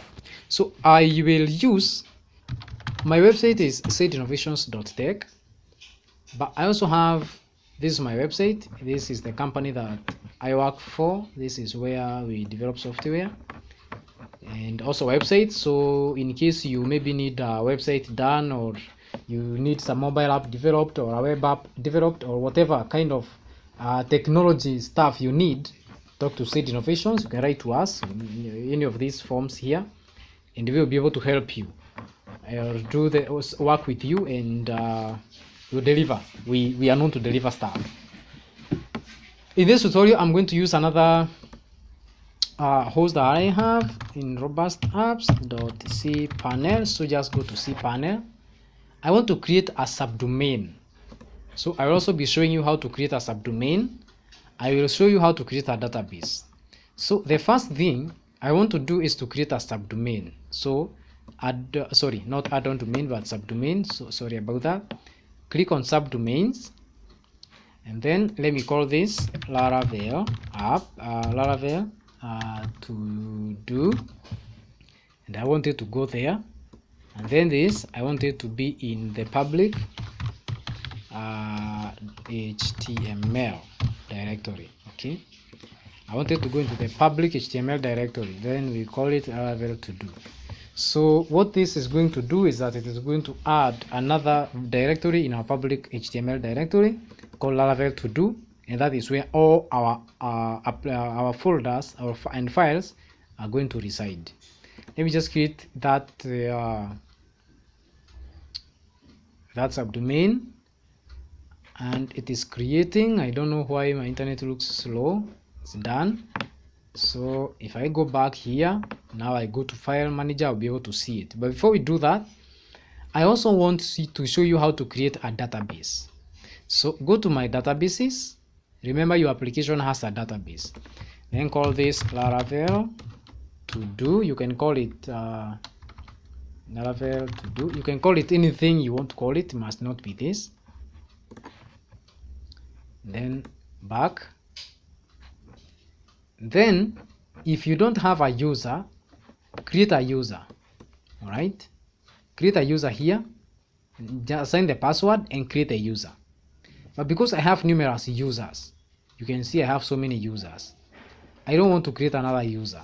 Instead, I want to select a user from this list so that I can reuse the user.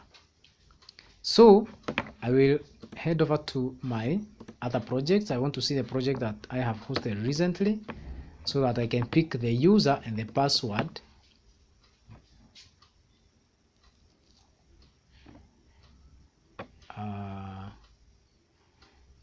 All right, so, or else let me just create another user here. Let me just create a user for the purpose of the people who don't know how to create users. So username Laravel to do, and the password, enter your password here. Let me select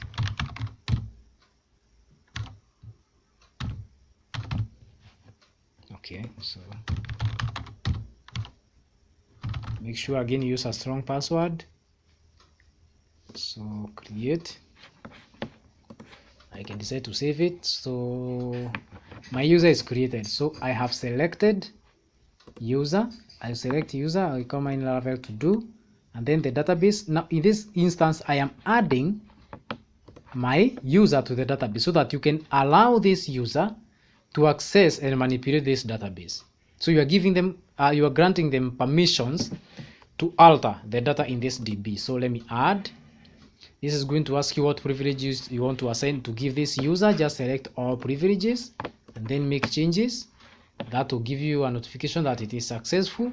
You can go back and your database is ready. Now the next thing that you need to do is come to your database,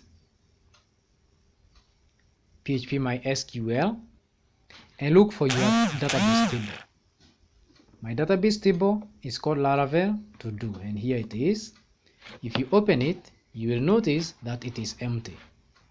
And because I had already created our database, I will go over to my localhost.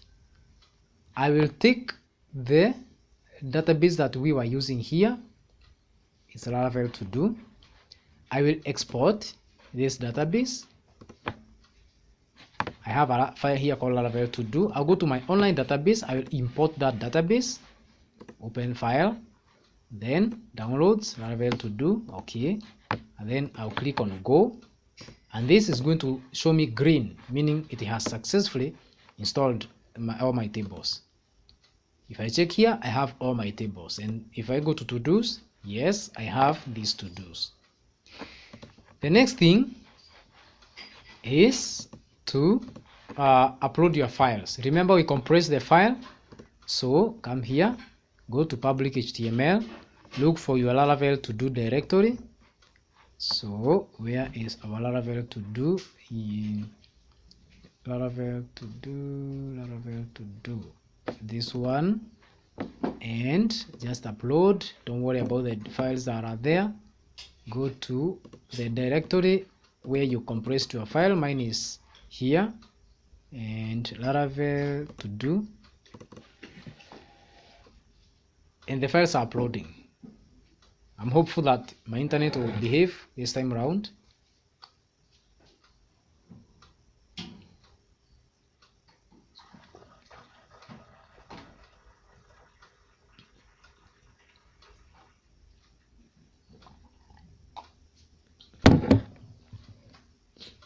And we are done uploading, so we don't see it here because we have not reloaded, so we can reload.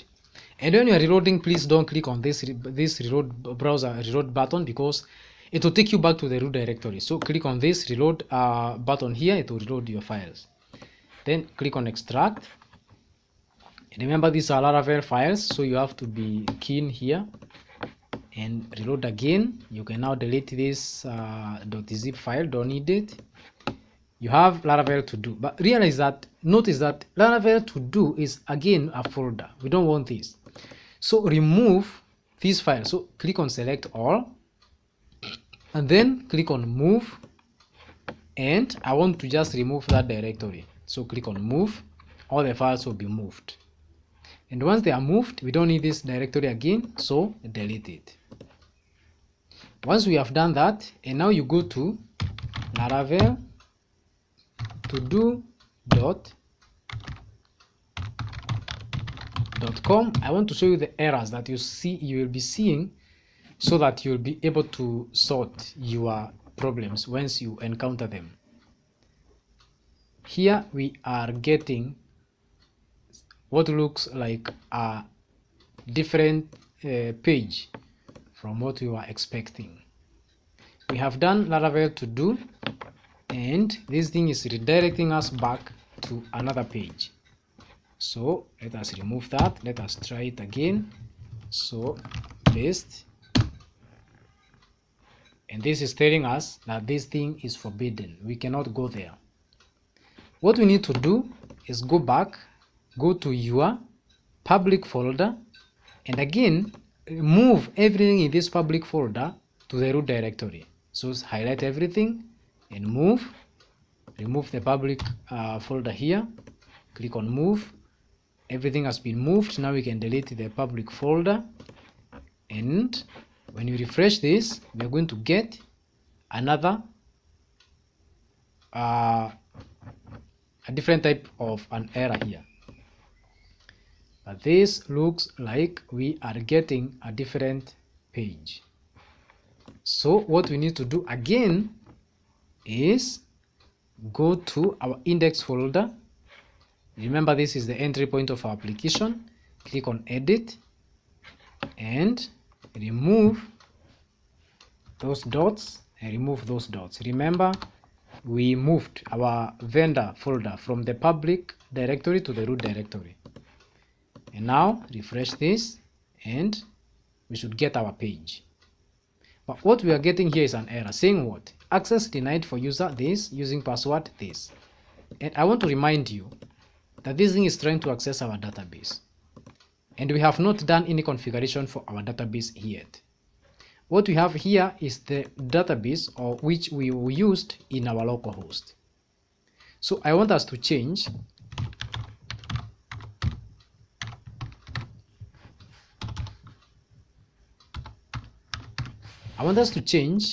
these details to the details that you created when you are adding your database. So let's go to databases and check where your database is. Mine is where is mine? Let me just show 100 here, and I have Laravel to do. Make sure you also copy the extension there, and my database is that one. And then the user that I created was this one. This was my user. So paste, and if I have gotten everything right here, I should see my page loading. And yes, looks like our application has successfully been hosted. Let us test by going to my to-dos, and here are your to-dos. Let's try to log in to the application.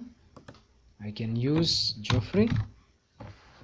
This is the password. Login. It looks like I have been redirected to the home page of our dashboard, but I want you to notice there is a problem.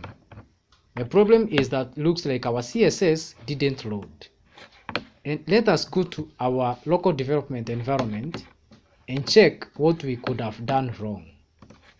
So going to our recent opened, we can open Laravel to do, close this, and go to resources, views, backend, templates. Was it header? It was meta.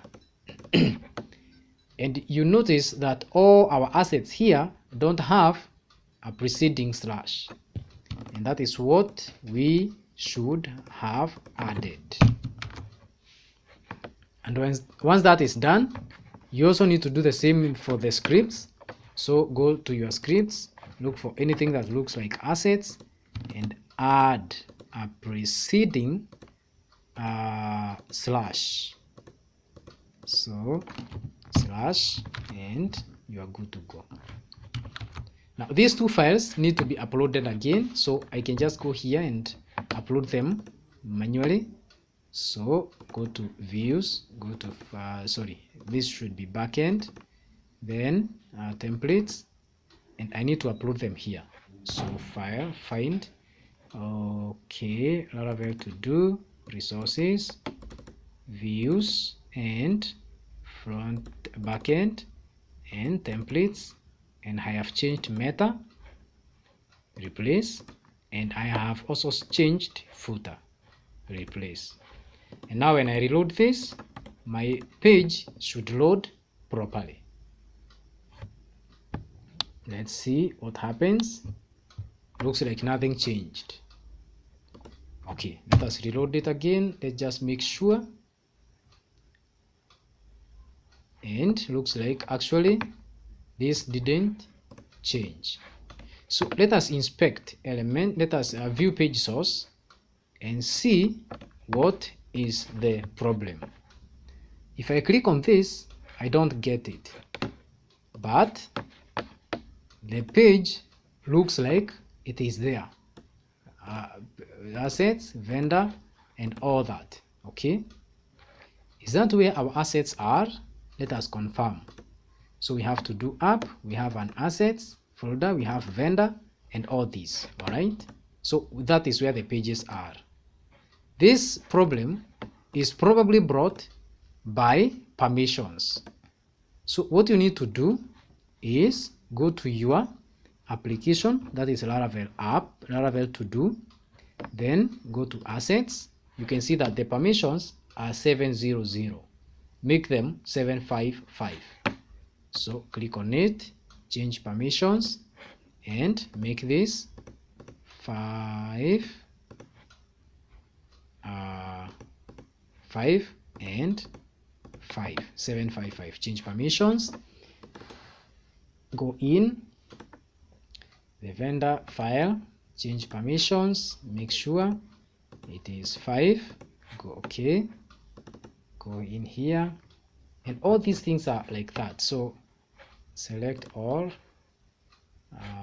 permissions, and I want them to be 755. Okay, and let's see whether we are making any progress yet. So reload this page.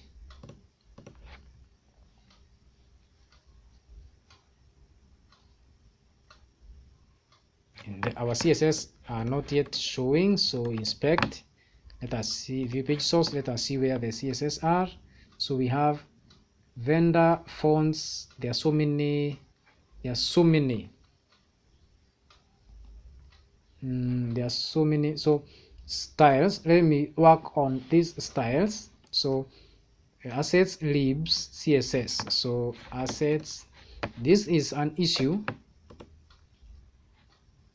with styles. So change this permission with permissions, I mean. So change this and then open inside CSS. This one should be if you're able to access SSH, this will be way easier. But if you are not able to access SSH, you will need to do it manually, and it is tedious, as you can all see. So you see now that we are having a different page here, which of course is not what we expect.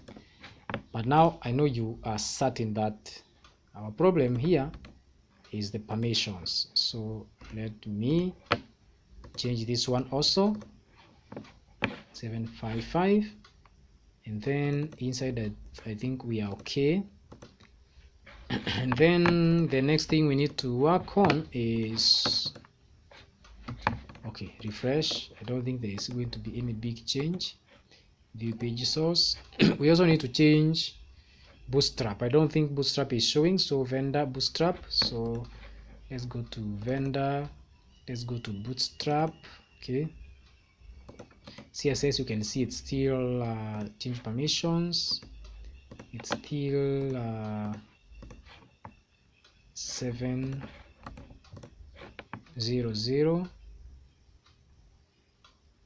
It looks like we are good to go. So but our images are not loading now. This is again because of permissions. So you can go to where our images, these are again 700, make it 755, and you will be able to view your images. So let us reload. You can see these ones are back, and now I think I'm going to, the permissions we are going to change. We don't have to spend a lot of time changing permissions. So let's try to add our to-do here. So this is hosted, save, and beautiful. Our to-do is here. It has been sent to the database by Ajax and it is out. So we are good to go. If I come to my online database here, let me go here. I go to my PHP my admin online. I want to show that what we have added is actually reflecting in the database. Go to Laravel to do and go to to-dos, and this is hosted. It has been added.